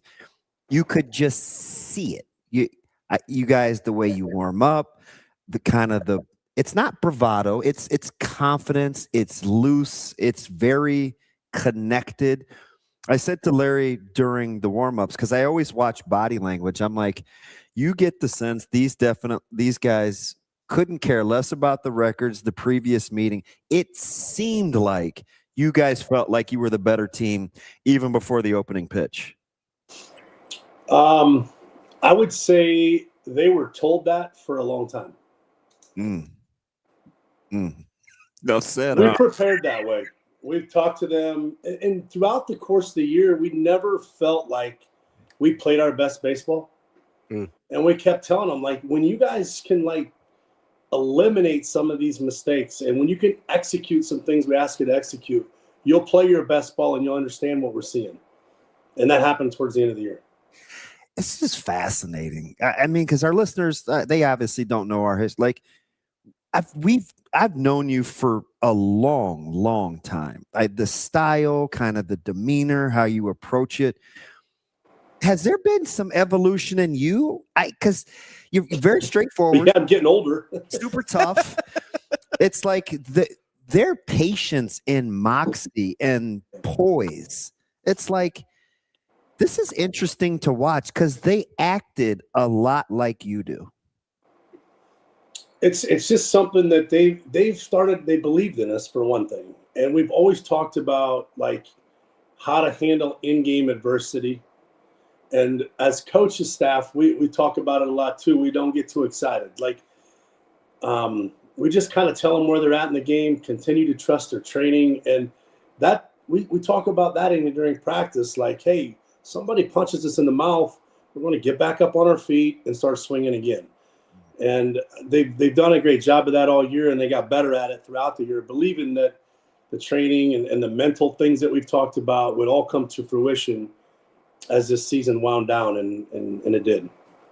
Coach, you mentioned kind of overcoming adversity there. I want to talk about your starting pitcher, Driffel, there, because he was going through some things early, whether, felt like he was maybe getting squeezed a little bit with the zone, had the error on the throw to first early, and all of a sudden really only gives up one really well hit ball, and there's 4 runs on the board. Like, how did you kind of come to the decision to stick with him in that moment and say, hey, this is our guy, they're not really touching him up despite what the scoreboard says? And how was he able to kind of reset after the first couple innings and lock in for what ended up being a really nice outing? Yeah, and I think, and no excuses by any means, but for Colin being such a regimented athlete, and I mean that to like every day is regimen for him. So that leaks out into game day as well.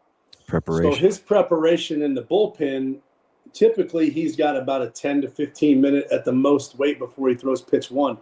Here we waited probably 40, 45 minutes. So there was just a lot of pregame activities that I'm sure in his mind, he wasn't prepared for. And again, no excuse. He still got to go throw the baseball. And I think he did an unbelievable job. Might not have got a couple calls go his way. We slipped on the swing and bunt.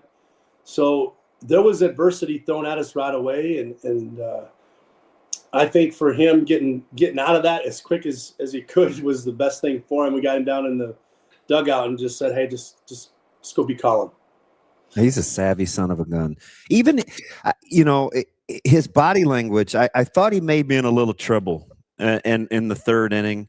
He ended up hanging a 0. I felt like in my head, this is just my, I'm not obviously saying this during the broadcast, but in my head, I was like, oh boy, they might have let a good one off the hook. Like that was kind of my sentiment because he had been grinding. Then he kind of got in a rhythm. But how much of it started with what happened to one of my favorites, right? I'm watching what happened to Tanner. I see the hand. The mics picked up the word stitches. So, but we didn't, we don't want to play doctors on television and try to be professional, but we knew it was bad. He's a tough kid. He had that excruciating look on his face. How much of that, we took time, we took a couple of breaks, how much of that kind of set the table for your team's mindset? Well, to see Tanner go back out, I mean, he wasn't, when it first happened, he's like, Coach, I'm not coming out. I'm like, well, we might not have an option here. I mean, he was bleeding. And I mean, you guys could see it, and you couldn't stitch it.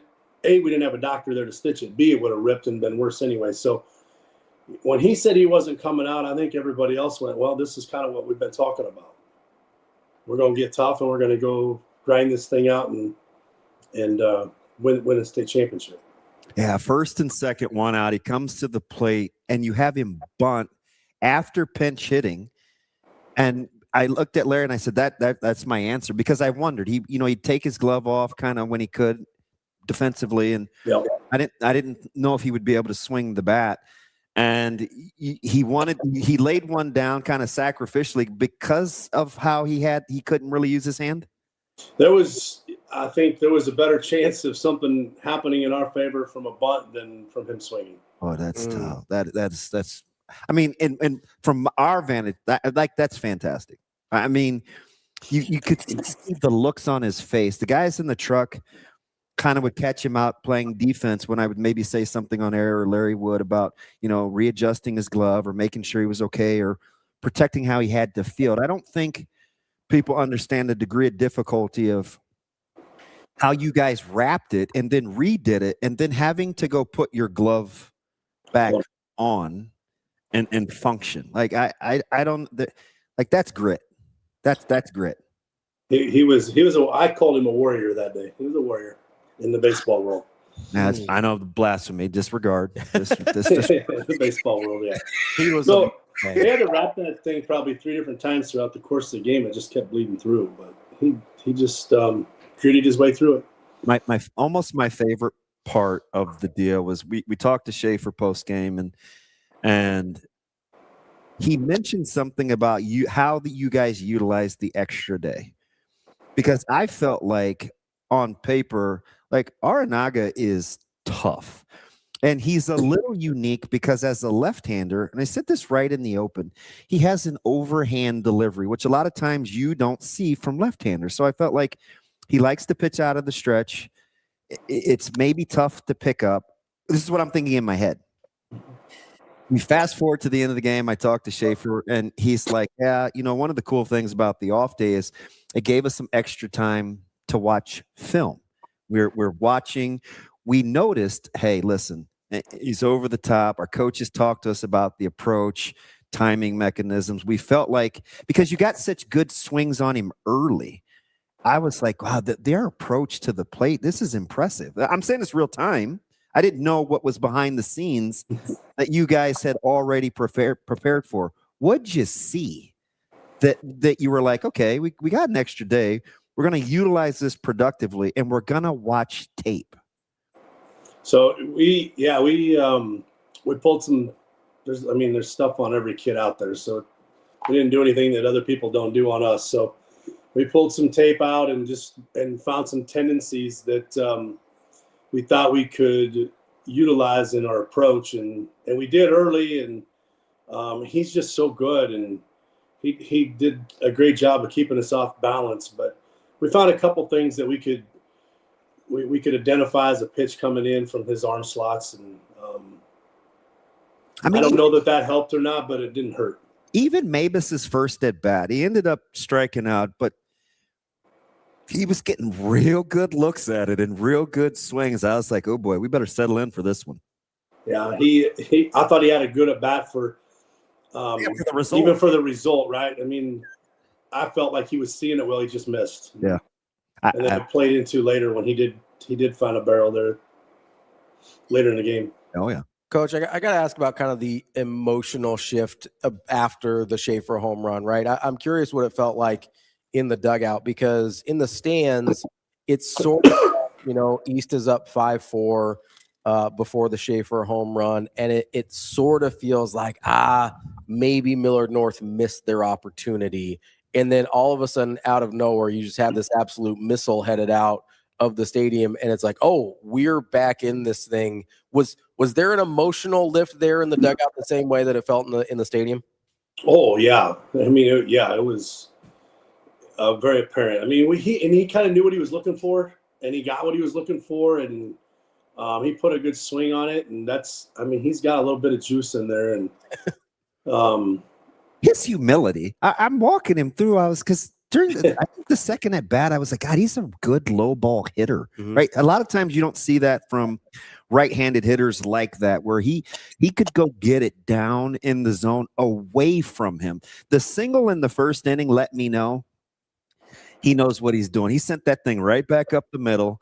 It was a little down and away. He just put a good swing on. I'm like, these guys are seeing it pretty well. I just kind of want to sit back and watch the approaches. That was high-level stuff all game from both teams, man. I don't know. It's such a hard sport. It's, in my opinion, it's the hardest of the true skilled team sports because you have to manage emotions. There's a lot of downtime. You got to manage failure. It was a well played game for what it was, especially how you guys settled in after all the explosive fireworks early. Yeah. Yeah, and back to Schaefer, Noah Grice, who's joined our staff this year, just finished up at UNO, and he's really, really good with the plan and the hitting approach, and talks to our guys all the time about it. You don't have to do too much, and just know what you're looking for and then execute the swing, and that's what Shape did on that swing. So, God, he sat on that. That thing couldn't have been more than 20 feet high. I know. I kept thinking, you got to get higher. You got to get higher.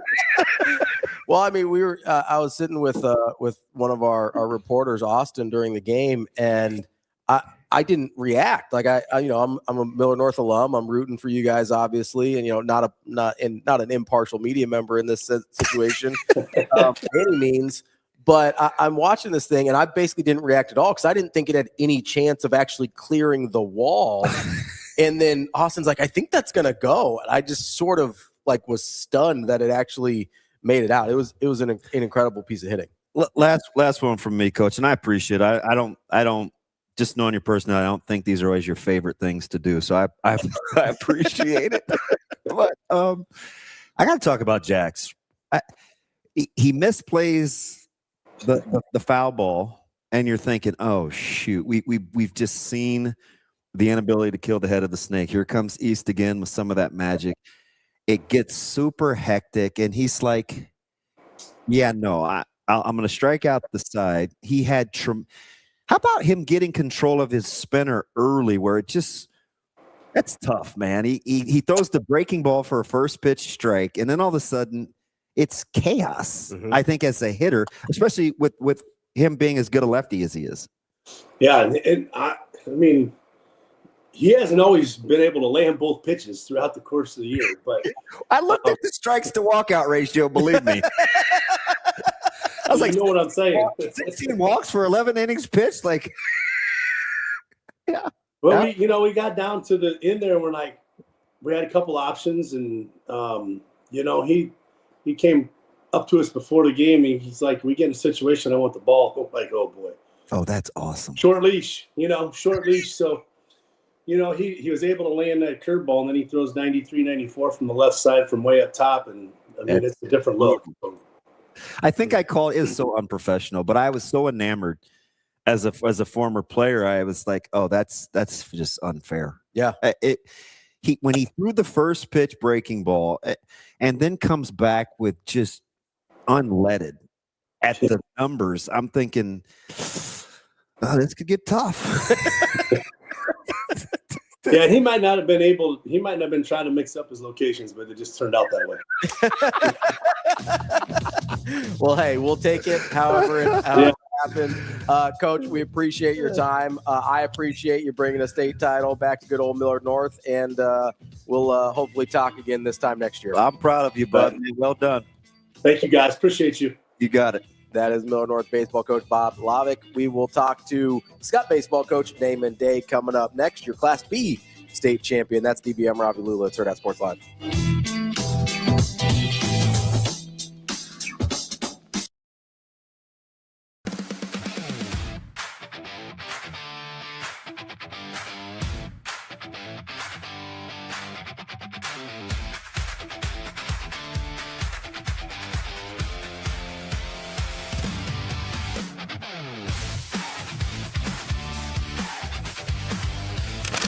It's time for Stars, Stripes, and Savings at Edwards Nissan. Lease the 2026 Nissan Rogue Platinum starting at $349 a month. A platinum lease for less this May. 2 Nissans, 2 great deals. Only at Edwards. We've also got the 2026 Nissan Pathfinder SV starting at $399 a month. Another win for May. Don't wait. Get in on Stars, Stripes, and Savings this May at Edwards Nissan.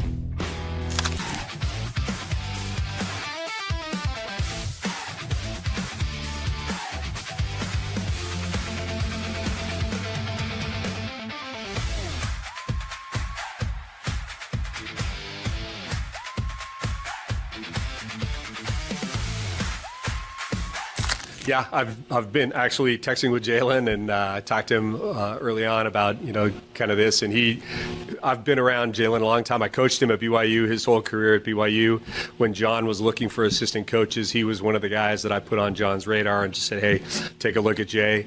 Jay's, when he was an athlete for me, unbelievably hard worker. Just the work ethic was second to none. He was like Thomas too, where you'd ask him about some sophomore at, Palisades High, and he knew that kid's number and what he hit the night before, and it was like, Jalen, how do you have time to pass your classes and know every player in the SCVA, and just how passionate Jalen was about volleyball. And Jalen wasn't the most talented athlete that we had. He worked his way into a starting role, and he worked his way into being great. And so, when John was talking about, hey, what's going to happen here? Who should I look for? And I thought, Jay's going to work as hard as anybody else in the world, and he's going to know everybody in volleyball. And those relationships are going to be important. I think that's what you've seen from him.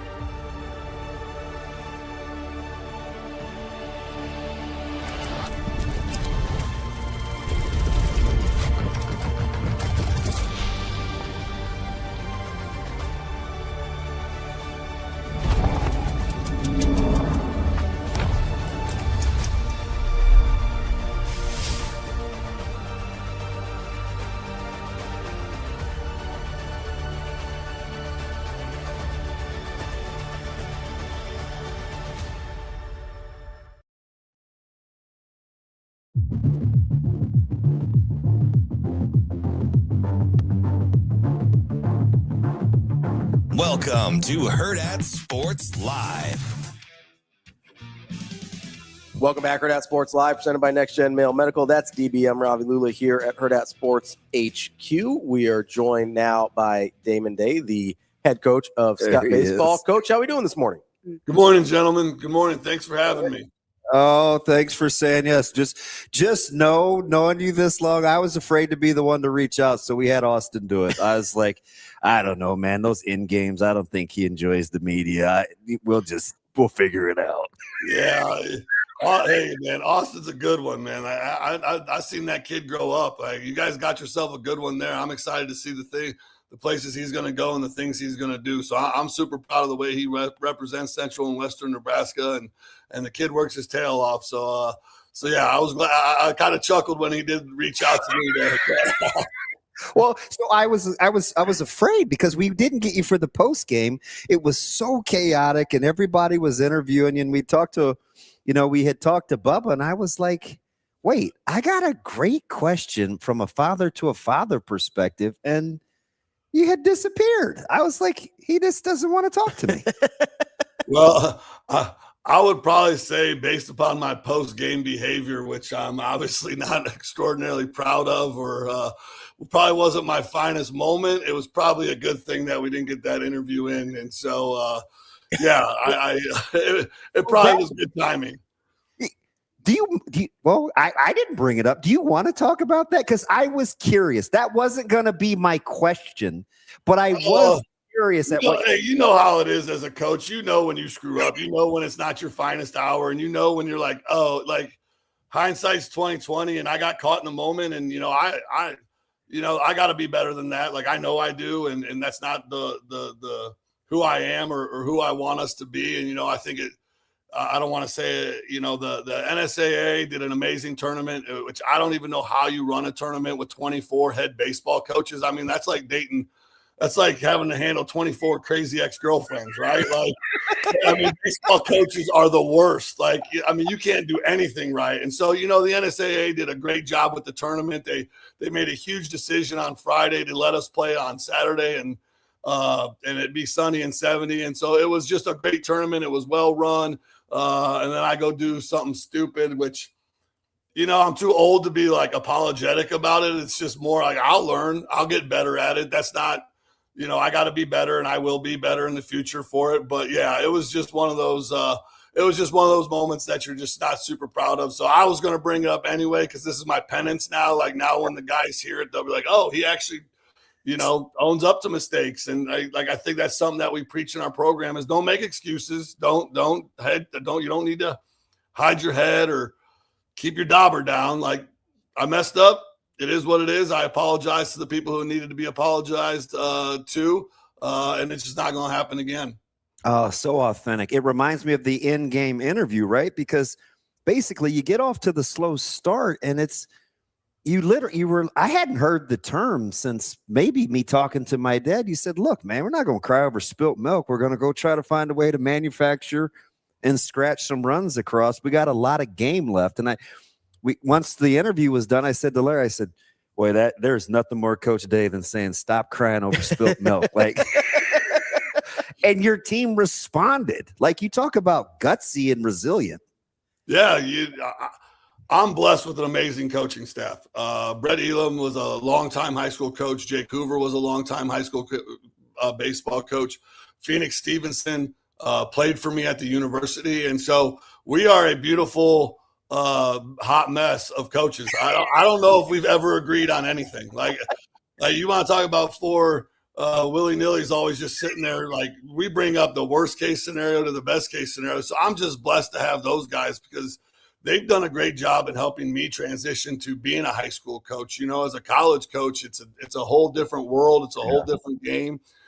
Coach Elam really taught me how to be a relationship builder with these kids on a high school level.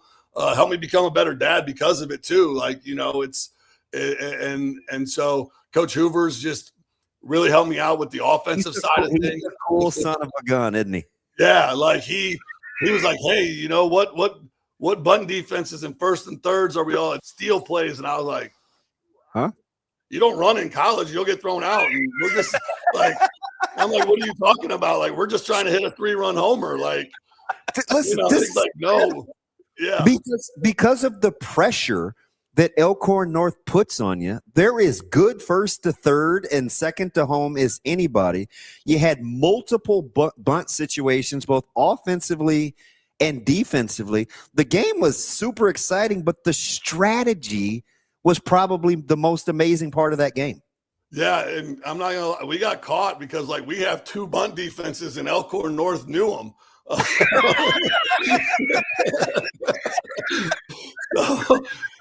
I think the funniest thing is when we went to bunt, one of our guys missed the bunt sign, and the Elkhorn third baseman said, he's supposed to bunt. I was like, he knows you're supposed to bunt. Why aren't you knowing you're supposed to bunt?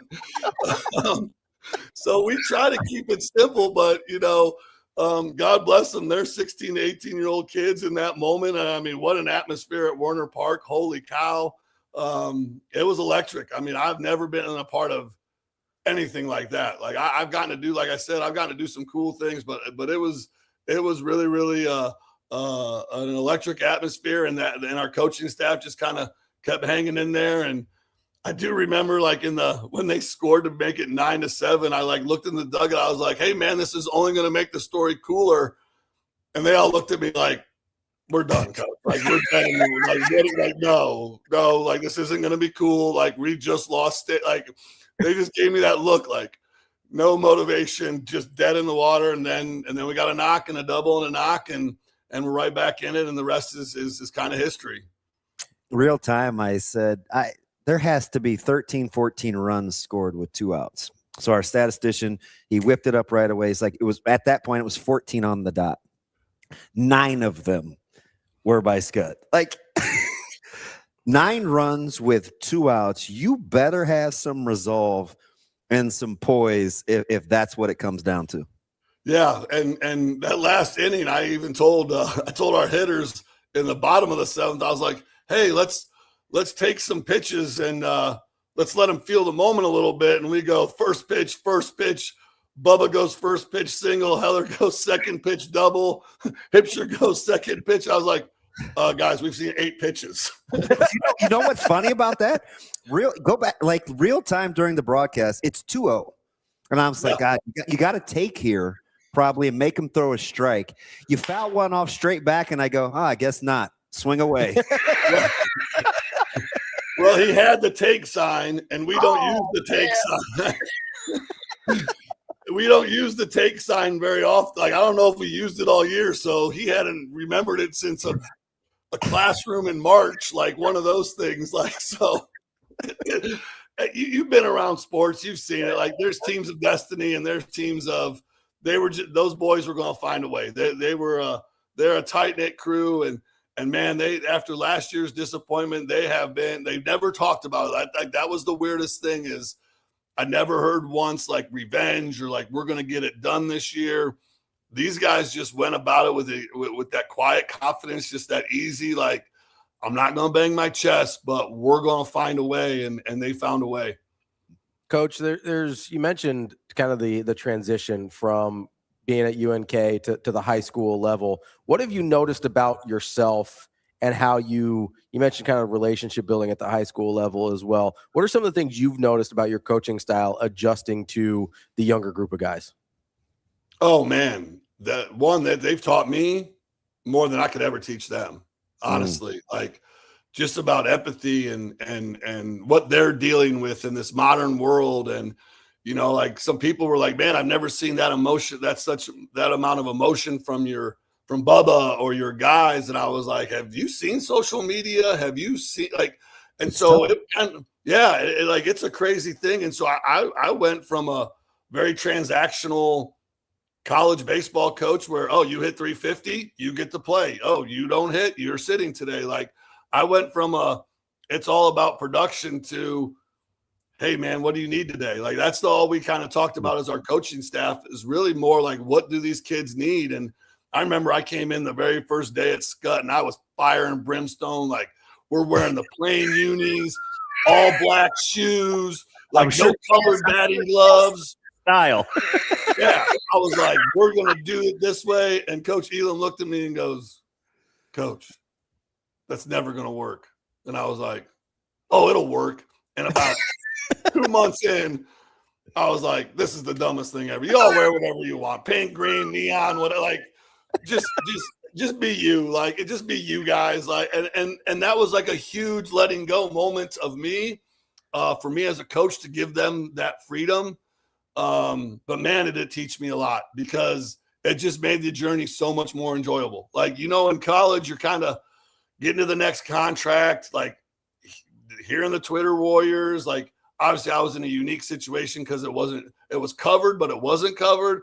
But now, like, just to get to high school and just every day at 3:15, you're just so jacked to show up. And then you show up and these kids are just like, let's go. And we get to practice fast. Like, our practices are boring, but the music's always going and the boys know what to do. And we fly around and have fun for about an hour and 20 minutes, hour and a half. And they're boring. People have come, hey, can I come watch you practice? I'm like, honestly, if you want to watch us play catch and play high level BP, like, that's all we do. Like, that's situational baseball. Coach Hoover will always throw in a couple bunt defenses and first and third defenses just to keep us on our toes. But they were just such a joy to be around. They ever since I've come to Skutt, all the boys have just been, they want to talk to you. They want to hear stories. They want to talk recruiting. They want to talk all the different things. And it's just been, it's been life-changing, honestly. And I know that's a cliche or however you want to say it, but it has been life-altering. And then you got a kid on your team. And those kids have, I'm cooking up cheeseburgers in December for them. Like, it was just such an it's just been such an amazing experience that how can it not transform you? Interesting. I'm going to save the Bubba deal for last. Fascinating couple of dynamics during that game. I've seen Elam for a while, probably 3 years at this stage. Never seen the 4 consecutive walks. He struggled with command early. I don't think he loved, I thought he felt like he was kind of getting squeezed a little bit, but he's got really good poise. So he battled. I was surprised to see Teeter early. Teeter kind of stems the tide. You got to walk me through that decision. Elam has been so good for you all year, savvy. What was the conversation like when you made the change to go to Teeter? And what I thought was fairly early. Yeah, Easton's a war horse. Easton, that guy beat the 6A Mustang High Oklahoma State champion. I mean, I think they ended up 38-2, and one of those losses was to Easton Elam, who absolutely dominated them in a 2-0 shutout. I mean, he was the dog all season long and pitched in the big games and earned the right to pitch in those big games. And so the situation was more of a, hey, we got this to even, or we got this to wherever we're at. He's done his part. Like he's done his part. There's no reason to hang this on him for what he had done for us this season. I was just like, he's done his part. Teeter has been lights out. We kind of got in a weird dynamic to where Werner Park is an amazing experience. It is a minor league baseball field. And trying to get Bubba loose became a problem that we hadn't thought or talked through. Because the bullpens are way out there and there's no room, and we dropped the ball. I, as the head coach, dropped the ball on figuring out that plan with him hitting, and the innings were going quick, and so we dropped the ball on getting Bubba ready fast enough. Fascinating. Because I'll give you this happened with Millard. I'll give you, like, we're doing the broadcast. We don't know, right? I'm just going by what I see. So you have the timeout. You're taking time. You're talking about, I think, what you want to be the switch, not a double, just the switch.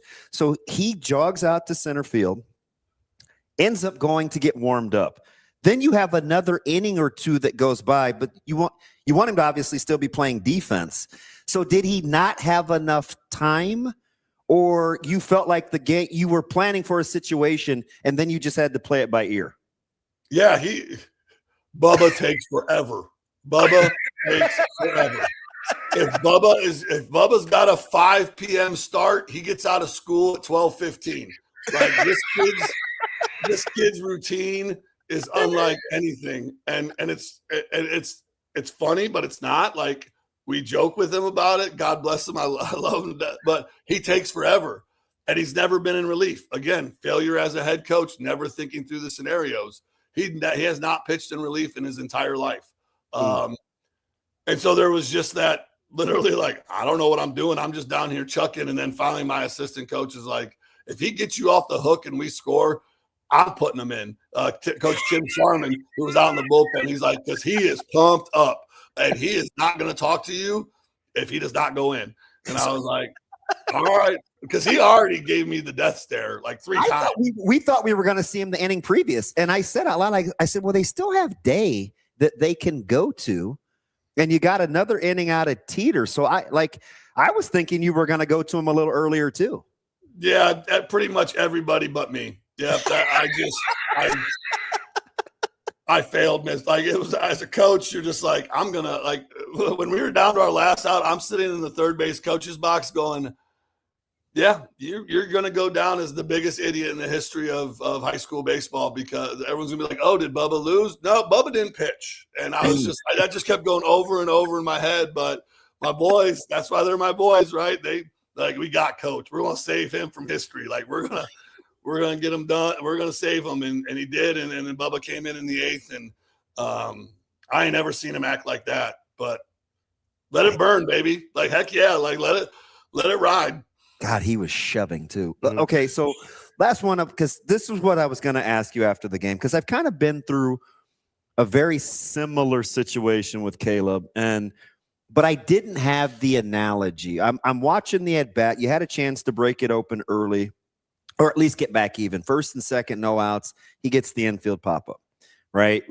He had taken really good at bats. I felt like he was seeing it pretty well. Didn't even give you the inkling that he was off balance, right? He was take, very patient. He gets the infield pop-up. You had a chance. I watched your body language, right? You're just coaching. You're in the moment. You gave the clap. Hey, let's move on. The very next time he sacks, and I'm thinking, oh, gosh, like, I wonder how those dynamics work. Like, that would be like me telling Caleb or Mike, like, hey, fair catch, or, take a knee, right? Like, so that dynamic was interesting. Then there's the pitching thing, which I don't know until you just explained it. Then he comes back and he gets the game winner. I asked him about the initial at-bats, the walk, then the sack, and he, without batting an eye, Coach, he says, look, that's what we talk about all the time. Unselfish. Just do what you're asked to do. Not once did he say, well, it made me feel like this. But the reality of it is you two have to go home together. right? Like everybody, so everybody can say the good answers, and it was very thought provoking. But I'm like, yeah. I said, but we've had to take that car ride home, or we've had to sit at the dinner table. The dynamic is fascinating, and I almost sometimes think it's a little easier if your kid isn't very good, but when he is pretty good, I actually think that's tougher. You got to let me know what that's like for you, coaching a talented, free spirit. He's still just a junior. Like the dynamics are fascinating to me. I think a lot of that sack bunt and kind of like you're saying, like I think if we as a program did not build up our kids the way that I feel like that we build them up, I think you could have the doubt creep in, like, oh, he doesn't trust me. But all year long, everybody's bunted. Everybody's bunted. Cooper Smith bunted in the semifinal. That was his first sack bunt of the entire season. And so I think as long as you stay consistent with your messaging, then it never creeps. Like we as old timers, like we're thinking, oh, they don't trust me. No, I think these younger guys were just like, hey, it makes sense. We've done this before. We're going to do it again. And so, you know, the bunt thing was more just that was in our situational play card. We don't go away from our situational play card very, very often. I'm not a big like, hey, I got a feeling or a hunch guy, because as we learned with my feelings and hunches on my pitching decisions, they didn't go very far. And so, no, it was just more of and then I knew when he came to the plate, I just had this calmness that it was done. I knew he was going to find some way, somehow. Now, when they did bring in the fifth infielder, I was kind of like, that's his honey hole. I was like, uh-oh. But he got a ball up that he could do some work with and drove the baseball in a huge moment. And, so undescribable as a dad. I mean, our dynamic has changed so much. I kind of joke with people when we first came to Skutt, we were really excited about basketball because he was a pretty good basketball player. Mm-hmm. Coach Juergens has an amazing basketball program. Very really, stories.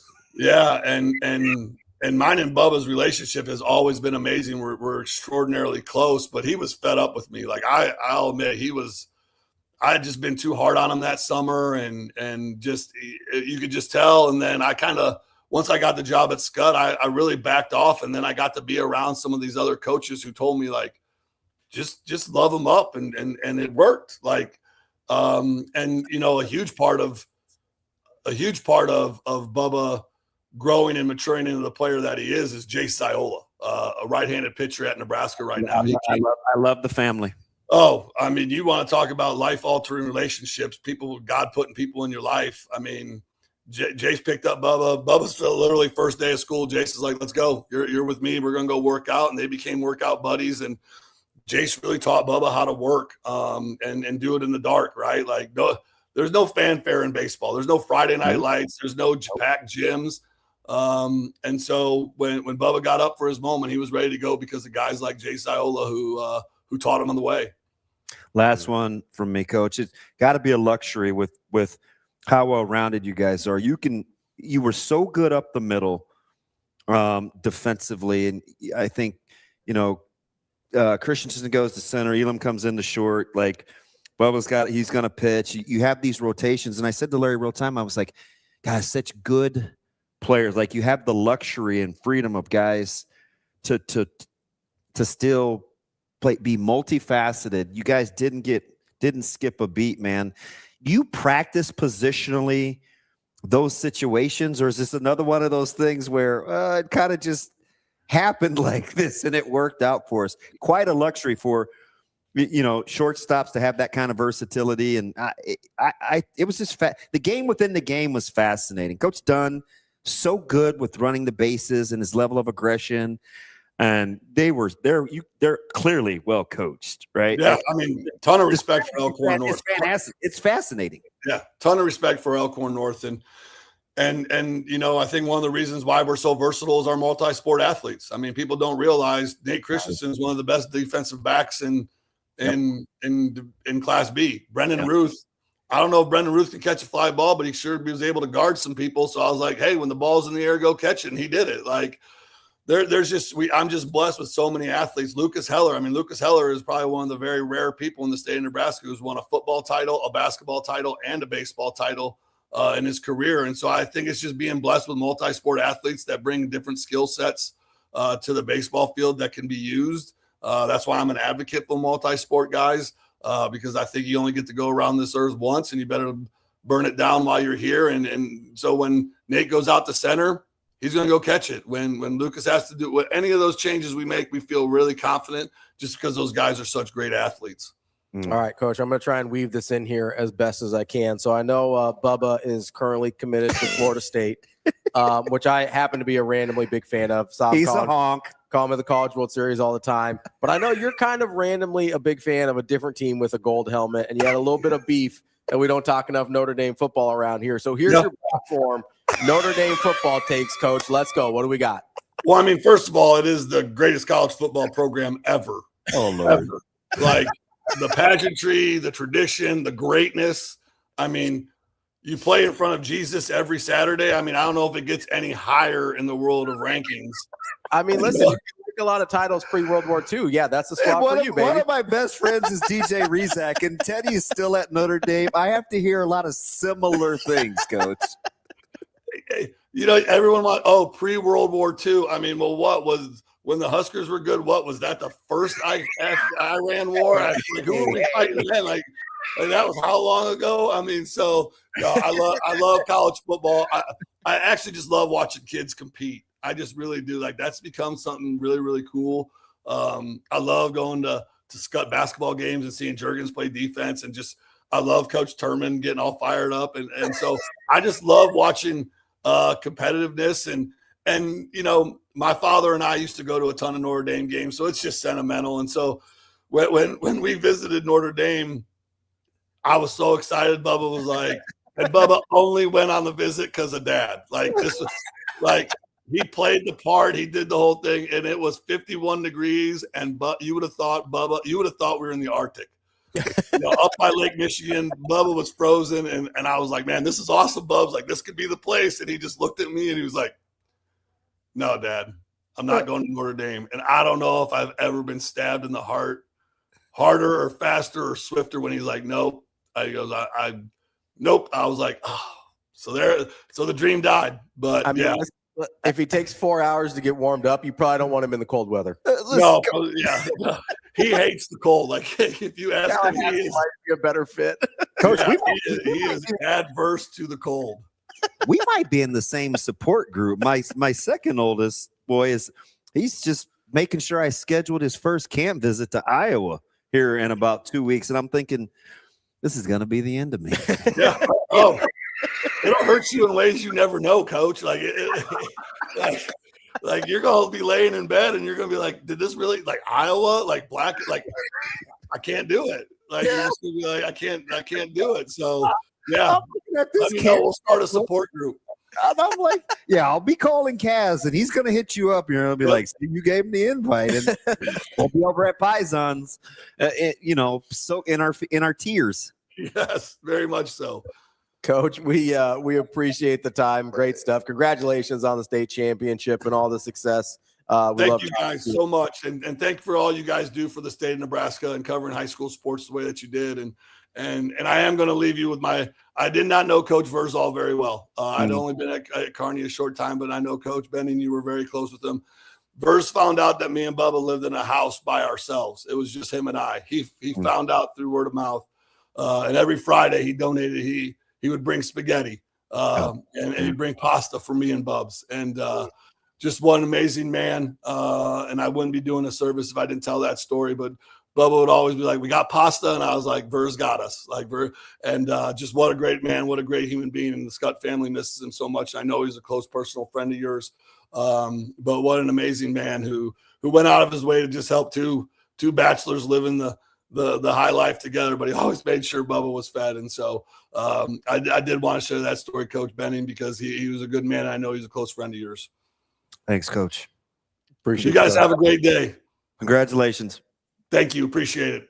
Got it. That is Damon Day, head coach at Skutt baseball. Let's take a quick break here. Really appreciate those sentiments on Verz as well. That is the least surprising thing I've ever heard. Man, I mean, that's yeah. I'm glad we I'm glad we pulled that off. Yeah.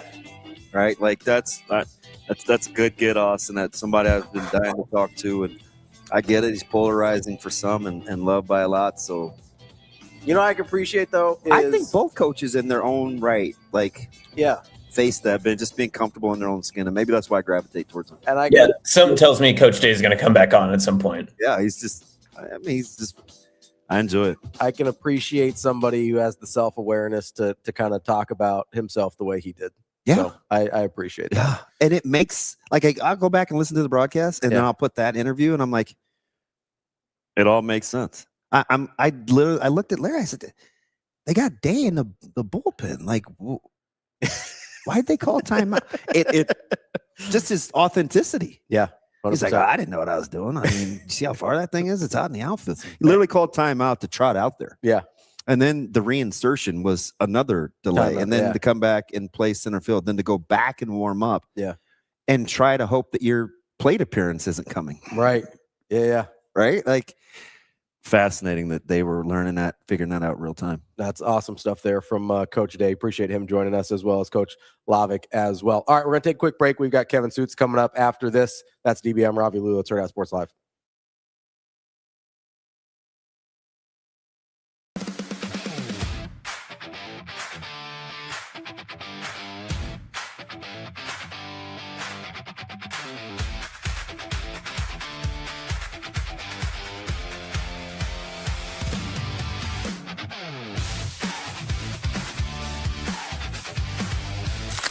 It's time for Stars, Stripes, and Savings at Edwards Hyundai. Lease the 2026 Hyundai Palisade SE all-wheel drive, starting at $339 a month. Big savings to start May right. 2 great Hyundais, 1 big May event. Let's go. We've also got the 2026 Hyundai Elantra SE. Sign and drive for $0 down, starting at $249 a month. Don't wait. Get in on Stars, Stripes, and Savings this May at Edwards Hyundai.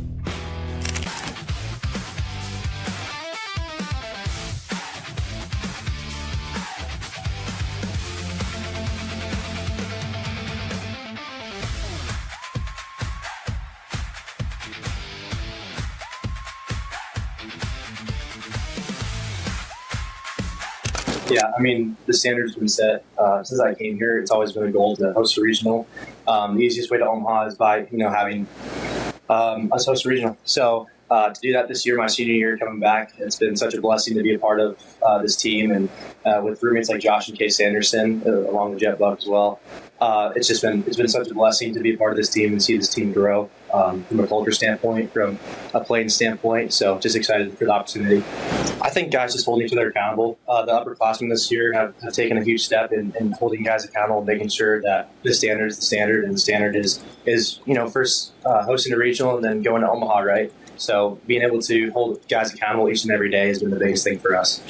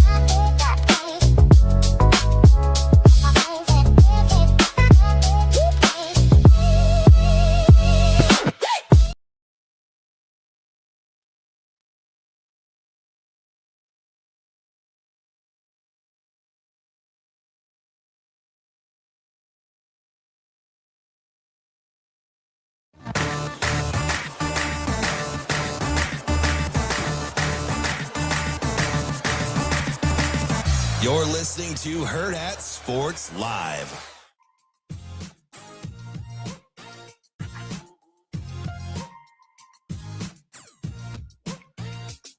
Welcome back, Hurrdat Sports Live. That's DBM Ravi Lulla here at Hurrdat Sports HQ. Reminding you, give our friends over at Next Gen Mail Medical a call, 402-614-9700. If you're kind of getting older in age and maybe you want to have some changes like Coach Day did in terms of his personality, maybe you're physically feeling like you need to make some changes, make sure you give our guys a call, 402-614-9700. Tell them DB and Ravi sent you.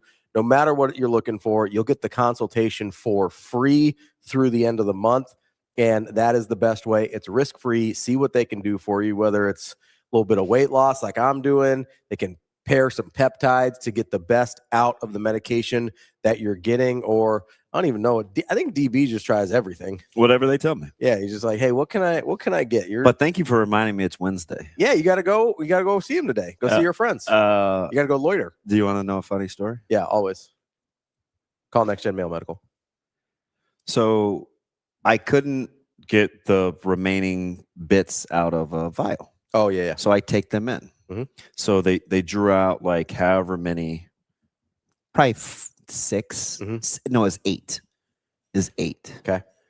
So I was in last week and I said, 8 what? What 8? Syringes. How much was left in that vial? So they had some in. And they drew it for me. Oh, gotcha. Okay, they pre-drew the. Gotcha. Yeah. I thought you were saying you had 8 syringes left in the vial. It's like, how could I'm you not that get special. That's why I was very confused. I was like, what's happening here? God, like I can do some things just because I can't get toothpaste out of it. No, it seems you're actually very efficient at getting toothpaste out of the tube. That's actually the problem. Scott showed me a thing that actually they make to get the toothpaste out. That's all right. Focus. Next gen. What do we got? Okay, so 8 syringes they drew for you. I was like, hey, we're going to have to reorder. I only have 4 syringes left. And it's Diane. So she literally stopped typing. She's like, what? I said, oh, poop. I said, I was already trying to work ahead. I was like, well, it was 0.25. Like, yeah. Was there more in there? And I thought, and she goes, no, that was, I can't even remember. That was such and such. That's only twice a week. And I go, oh. Uh-oh. Well, it's not that bad. Maybe I have like 4 or 5 syringes left. And she goes, no, you don't. Don't take anything until next Tuesday. Do you need a note? I was so embarrassed. Maybe it's a 3 or 4. There was this dude in there, and it was so awkward. I was like, don't worry. They always talk to me like that. She's not mad. He just shook his head and laughed. He goes, don't worry. I know you. It's funny. I was so embarrassed. But I was relieved. Yeah. Because I thought it was like she drew out more than. So I took the regular dosage, just 3 too many times in a week. Oh, just 3 too many times? That's fine. You can't tell the difference. I'm still functioning. Although I was like, God, is that why I have these headaches? She said, get out. Guys, when you go to Next Gen, follow the instructions, please. Just follow the instructions. Remember when I told you? I was like, God, the back of my head hurts. I feel like I have headaches. You're kind of having these headaches. You think it's from this? I was like, no, probably not. I didn't know you were taking 60% more than you were supposed to. Good Lord. Michelle comes out and she's like, 1, 2, 3, 4, 5. You do know the difference between 2 and 5.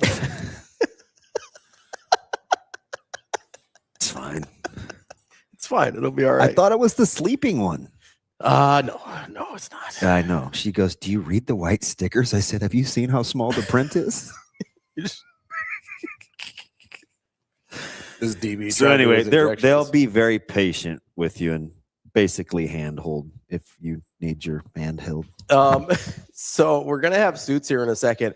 There's something I want to show him because I've been trying to MacGyver some math here. Yeah. Do you want to see it first? Yeah. Okay. Austin, do you have the video? So this is Heinrich Haarberg. throwing a sandwich to his sister Hazel. Oh, I saw that. Can we play it one more time for me? I saw that. So he is absolutely hucking this thing. That's incredible. How about the accuracy? So great accuracy. I was trying to figure out the distance of the throw. So that we also confirmed it's a slim number 5 from Jimmy John's. That's what Micah eats. We have that confirmed. We're that is Slim confirmed from Heinrich himself. Yes. Okay. We're Slim 5's Ed Bacon. So that's incredible. Here's the thing I was trying to figure out. So you said 35. I actually mathed it out. It's about 35 yards. So Hazel standing right on the 50. Yeah. Okay. At the very beginning of the video, you can see he's about 15 yards down the field. And then I did some math on the lane widths here. And I Pythagorean theoremed this thing. It's the only time I've used it since high school. Okay. But it worked. I got to around 32. Okay, so I'm right. So yeah, you're definitely in the neighborhood, and I'm guessing a little bit, so we could be like, because I don't know how far it is from the grass. That's about to the 35, track. and he threw it on the. Just an absolute dime. You know what I didn't do? I didn't go to the comments because everybody was going to say that's the best pass you threw ever. And I was like, how about the snag though? I'm serious. That's what I thought. No, so I didn't go to the comments. Good grab. I mean, he nailed that thing. Yeah. And here's the thing. Here's the degree of difficulty, you guys. It's end over end, but the way that he threw it where it was like nose up, nose down. Yeah, he threw it like a fade. Yeah, where you get the nose up and then it turns over. Yeah. And it comes back down. It was an unbelievable throw. Also, there it is. Look at that thing, dude. How about the snag? Great throw. No bobble, no nothing. And I'm just trying to figure out here. I was trying to figure out if anybody on the Hurrdat sports team could make that throw with a sandwich. No. You're looking at him. It's Shane. This is weird because I know you do some athletic movements. I wouldn't call you athletic. I can't even envision you throwing anything overhand and looking remotely normal. That's high praise. Thank you. I told you the time I didn't think Shane could throw a football 15 yards. Oh, I wouldn't buy it. No, he threw it about 17 max. He did it like 3 times in the parking lot. We stepped it off. I said he couldn't. My co-host gassed him up. Yeah. So we waited like 2 weeks. So that was sharp. Gassed him. Oh yeah, you can. Yeah. You can do it. You can do it. Shane's like, I said, Shane, you can't throw a ball 10 yards. This dude threw 3 strikes, barely over. I mean, we stretched him. Yeah. My arm is sore. I was going to say, he was sore for a week after that. Nice job, Shane. Let's bring in our guy, Kevin Sjuts, here from 1011 News in Lincoln. Kevin, how are we doing this morning? Ooh, he's having trouble with the audio. Okay, that's fine. He just dipped as you introduced him. Love State championship father. Yes. Kevin Sjuts. Yeah. Who got some airtime. I told our guys in the truck, I was like, Kevin's kind of low key, man. I don't know if he's going to appreciate all the airtime. So several people asked. I wasn't listening because I was there. Obviously, yeah. They asked if I got a shout out on your broadcast as your most famous Millard North alum. No. Wow. I did talk about Coach Porter. Just a hater. I gave my guy love. Coach Porter makes sense because he was actually on the last Millard North state championship team. But I mean, I was in the building. You could have. State championship, graduating father, birthday dad. What a week. What a 10-day stretch for the kiddos in your household. This is something else, guys. And now we're on to the next thing. But it's been fun. What's the next thing? Baseball or softball? Well, we had a Legion baseball game last night. My son's got a baseball tournament, a week-long one next week. Which is out of state. And my daughter's going off to start training with her college volleyball team next week. So it is full speed ahead. You know what's interesting? The mechanics, the movements, the kinesiology of it. The Sjuts have some very similar mannerisms. Oh, boy. In your former life, were you a first baseman?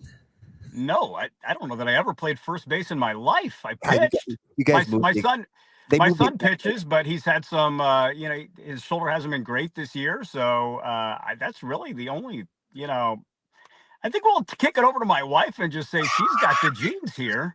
She was the D1 athlete out of the group. There it is, man, because he's a long, tall drink of water. We've already given multiple awards to your daughter. It's like, goodness, man. State champs. I watched you. I'm trying to multitask. I'm doing a broadcast. I know exactly where you're sitting. I'm like, is this who he really is? Man, you know your role, don't you? Like, you never too high, never too low, but it seems like it's a very concerted effort. How did I do? You know, how did I do? Like, I try to walk I'm not over the top. I try not to be over the top. And I'm trying to like still support not only my kid, but we know all those boys, you know, like try to support everybody. I'm not just going to, you know, be there for my son. I'm there for the team and the coaching staff and part of that community. So how'd I do? I thought you were fantastic. The only thing, and it is minor, was on the bunt, the swinging bunt, and catcher lines up outside. Your son's he's on the outside of the bag. The throw goes over the runner as opposed to on the outside of the bag. And your son, he kind of gives this, there's just a little shrug, and immediately Kev's like, and then it goes back to the, I was like, that's a dad. That's a positive, hey, get the next play, dad. Yeah. Okay. Well, I'm fine with that. If that's the assessment of how I behaved in the stands, you know, like the clap, you know, that's not just for my kids, for everybody. We want to encourage. Here's the other story of the state championship game. Are you the high five guy? Everybody high fives you. Like, you're the, like, I'm like, he must be the good natured guy. Try. I mean, there's probably been some people that have been at games with me that they might argue against that, and they say, oh, we saw a little something else. But here's the other story of Saturday state championship.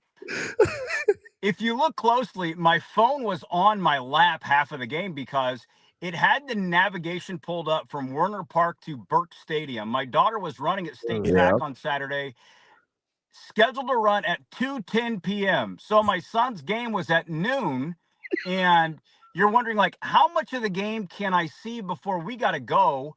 I was able to see all three at-bats. The third one I watched from the concourse, and my wife and I literally sprinted out of Werner Park to get in the car and then hustle over to Burke, and we got there in time. My goodness, we got there maybe 2 races ahead of my daughter running, and so we were able to do both.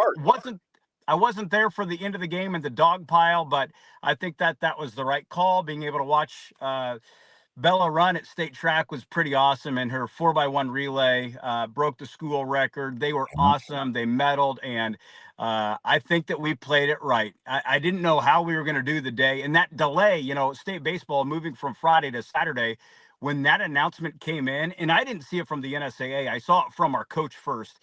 And I was at Bowling Stadium getting ready for Nebraska's, ready to go live ahead of, you know, one of Nebraska's games. That might have been the rainout game. When I got that note, I literally felt like I could vomit in that moment because I knew that the personal conflict was going to arise that, oh no, we've now got to make a decision between state track and state baseball.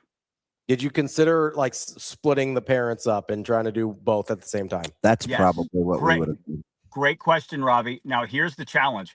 My wife has never been to state track, surprisingly. So that is, you know, if we're going to split up, that means I'm going to track because nobody is going to try to show up at state track for the first time ever and experience that parking and that overstimulation if you've never been there before and you're trying to do it with a really short window. So we just decided we were going to team up. We let the grandparents stay at baseball, and then you know, just the way it all played out, we were able to reunite with baseball for the celebration after track was done. Yeah. So what was the day like? Because there's a lot of celebrating going on. Did you just combine the kiddos, or did baseball do its thing and your daughter did hers? Yeah, baseball did its thing, and we were able to rejoin them. And, you know, that track meet, that goes on for a really long time. So, yeah, we let Bella kind of stay with the team and watch some of the boys run. And, man, it's a really cool team. They had a lot of success, and happy for, like, that entire group, not just my kid. But, yeah, you know, like, and honestly, some of those baseball boys, they didn't come back to the celebration. They went to state track to watch some of their classmates run. And that's really cool stuff. It is.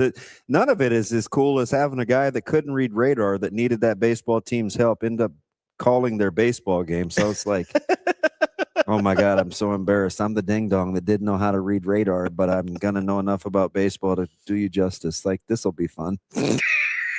Right? Like, we're just trying to win state. What a gutty. So that game was, I always say this anyway about baseball. It's like about managing failure. It was choppy.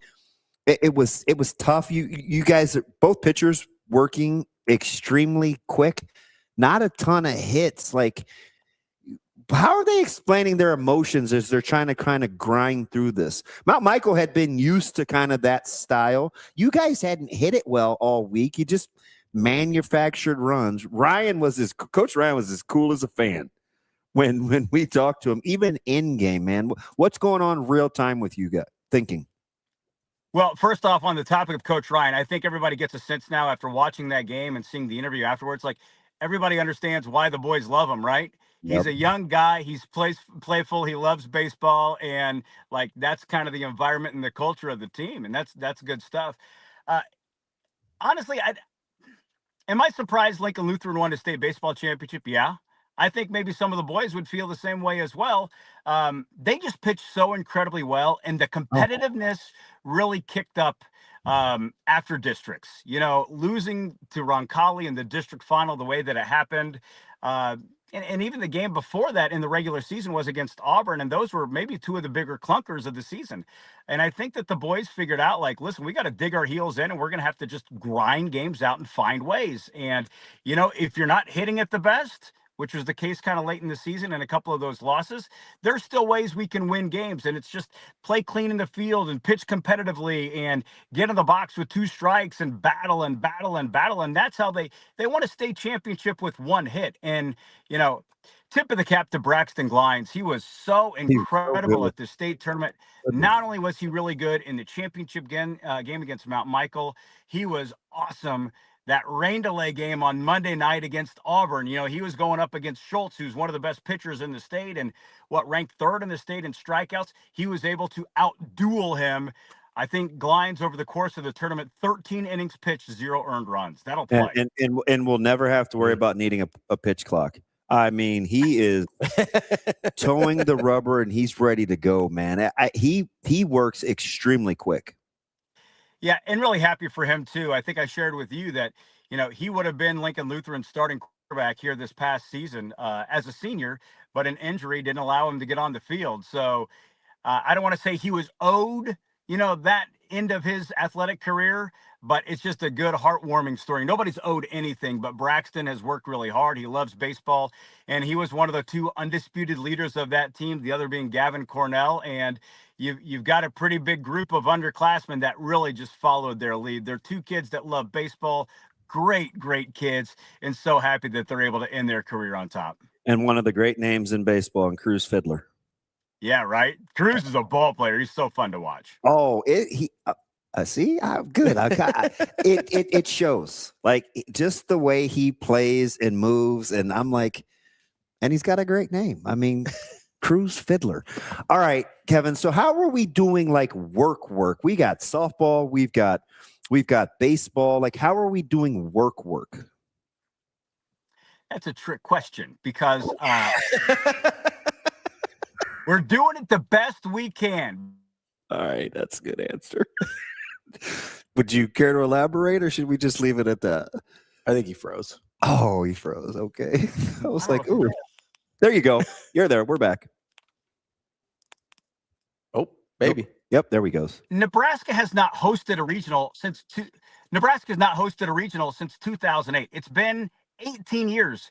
Nebraska softball hasn't been to the World Series in 13 years. So these aren't things that happen every year. They're happening at the same year. And so I hope fans truly just exist in these moments and enjoy like how incredible the spring of 2026 is. It is a ride for baseball and softball fans. And hey, if you're just kind of a Nebraska fan and just go between all the sports, jump on both bandwagons and enjoy it, and have the TV clicker ready to go, because you can bounce from baseball to softball and back and forth. And hey, by the way, watch this Arizona State Ole Miss game. That's going to be awesome theater Friday night at Haymarket Park. Now, to answer your question, how are we doing this work-wise? I said the best we can. I have a PTO request in, which goes back a couple of months, and I'm out of office next week, guys. Yeah, because you said it's a week-long tournament. Where are you playing? Going up to Cooperstown with my son. Oh, and that's a thing you just cannot miss. And it's been booked. And when you schedule that trip and you put the time in for work, like you don't realize you might miss something, but you don't realize you're going to be missing two iconic moments to both of these programs. And it's really unfortunate for me because I love Nebraska baseball. I always have, and I really have just gravitated toward Mike Anderson and Darren Erstad and Will Bolton. I know those guys all personally, and I just want them to have so much success. I've traveled to Arizona State for Nebraska baseball regionals. I traveled up to Corvallis when they went to regional up at Oregon State, and there's a special place in my heart for Nebraska baseball. So to know that they're hosting again, and I'm going to be out of town, like I'm sad about that. But then again, I'm really happy to go enjoy a week of baseball with my kid and my family. This is going to be pretty special. Nice. That's our guy, Kevin Seuss. I wait, last one. You got one more? Do you still do the snackle boxes on the road with everybody together, or do you still have to do that? No, this is where we're just swiping the credit card as much as we have to. I had a feeling. We're not backing. No. I had a feeling. I'm going to enjoy some. I'll enjoy whatever the local delis have to offer up there, and this is summer vacation for the family, and it just happens to be where we're going to be watching 12U baseball. But it's going to be in no better place, and it's like my son, he saw his brother play at Cooperstown in 2021, and he said all along, I want to go to Cooperstown. I want to go to Cooperstown. I want to go to Cooperstown, and the team that he's on is not going to Cooperstown. And I randomly got a phone call a few months ago from another team that said, hey, we're looking to add a couple of boys to join us for Cooperstown. I was on the receiving end of that phone call, and I didn't hang up without saying, yes, we're in. I watched you two during the delay at Tal. It's everything social media exudes. Like, I don't want you kind of sad and sympathetic or in the moment to kill the buzz, but watching you guys, I'm telling you, like, it's rare. I know it's what you do. It's what you love to do. But to watch you interact with your kids real time, not paying attention to who's watching me or this is for show or, man, it's from one father to another. It's pretty cool. That's very nice of you to say, DB. And that's really nice of you to share. I'm a dad first. I love my job. I love what I do. I love being able to promote the student athletes and the teams and the coaches across our community. But I want to be there for my kids. I lost my dad when I was 7 years old. So some of the moments that I didn't get with my dad, I want to make sure I'm present to be there with my kids. And hopefully, we're just creating memories and just strengthening our relationships, because you never know where this life may lead you. I happen to have boys that love sports, specifically baseball. And so when they're on the field, I want to try to be there. How are you getting him to watch his older brother's games? Well, he brought a friend along. That rain delay game, that Monday game, we've got stories for years that we will tell, because we went to the Salty Dog and we went to Cold Stone Creamery, and that Cold Stone may not ever let us back. And if you know, you know. I'm not going to tell the story. That is I couldn't get Micah to watch anything of Caleb's. And it's like you're dragging them to games and stuff. Zoe loves it because she's too young to know any better. But I just watch and I'm like, man, you're just doing it right. Here's the trick. Have them bring a friend along. That's the buffer. It's the great buffer. And we'll buy the extra concession stands. We don't care. Like, and sometimes he doesn't like to sit with mom and dad, but man, having my 12-year-old in the back of the student section at a game that ended after 11 o'clock at night, he was giggling and smiling from ear to ear. He saw some things and heard some things that maybe I didn't approve of.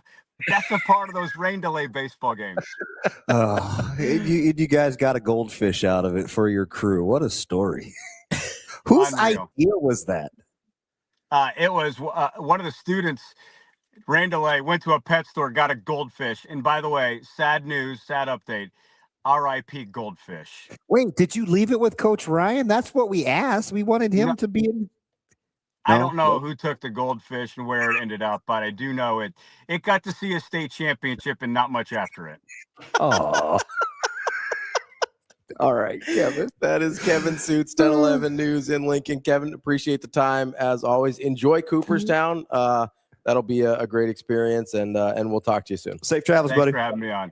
You got it. That is Kevin Sjuts from 1011 News in Lincoln. They went and it was like the mascot. The Goldfish saw a state championship and not much after. They nicknamed it Squirt. They had it in the dugout during the championship game. That's in a clear bag. That's part of the problem. Well, yeah. I mean, I get the clear bag policy, but apparently it applies to goldfish as well. Living his best life. Fun fact: that Goldfish won a big game chain. Did it? It's the first big game chain winner to unfortunately pass away. So, wow. Hopefully the last one for a while. Also, jeez. Coming up on Saturday, make sure you get out to Union Omaha at Morrison Stadium, 7 p.m. Union Omaha takes on FC Naples. It's Cancer Awareness Night presented by X Cancer. Make sure you get to unionomaha.com to buy tickets and get out there and support Union Omaha. That's DB. I'm Ravi Lulla. We will be back tomorrow on Hurrdat Sports Live. See you. Have a good day. Love you.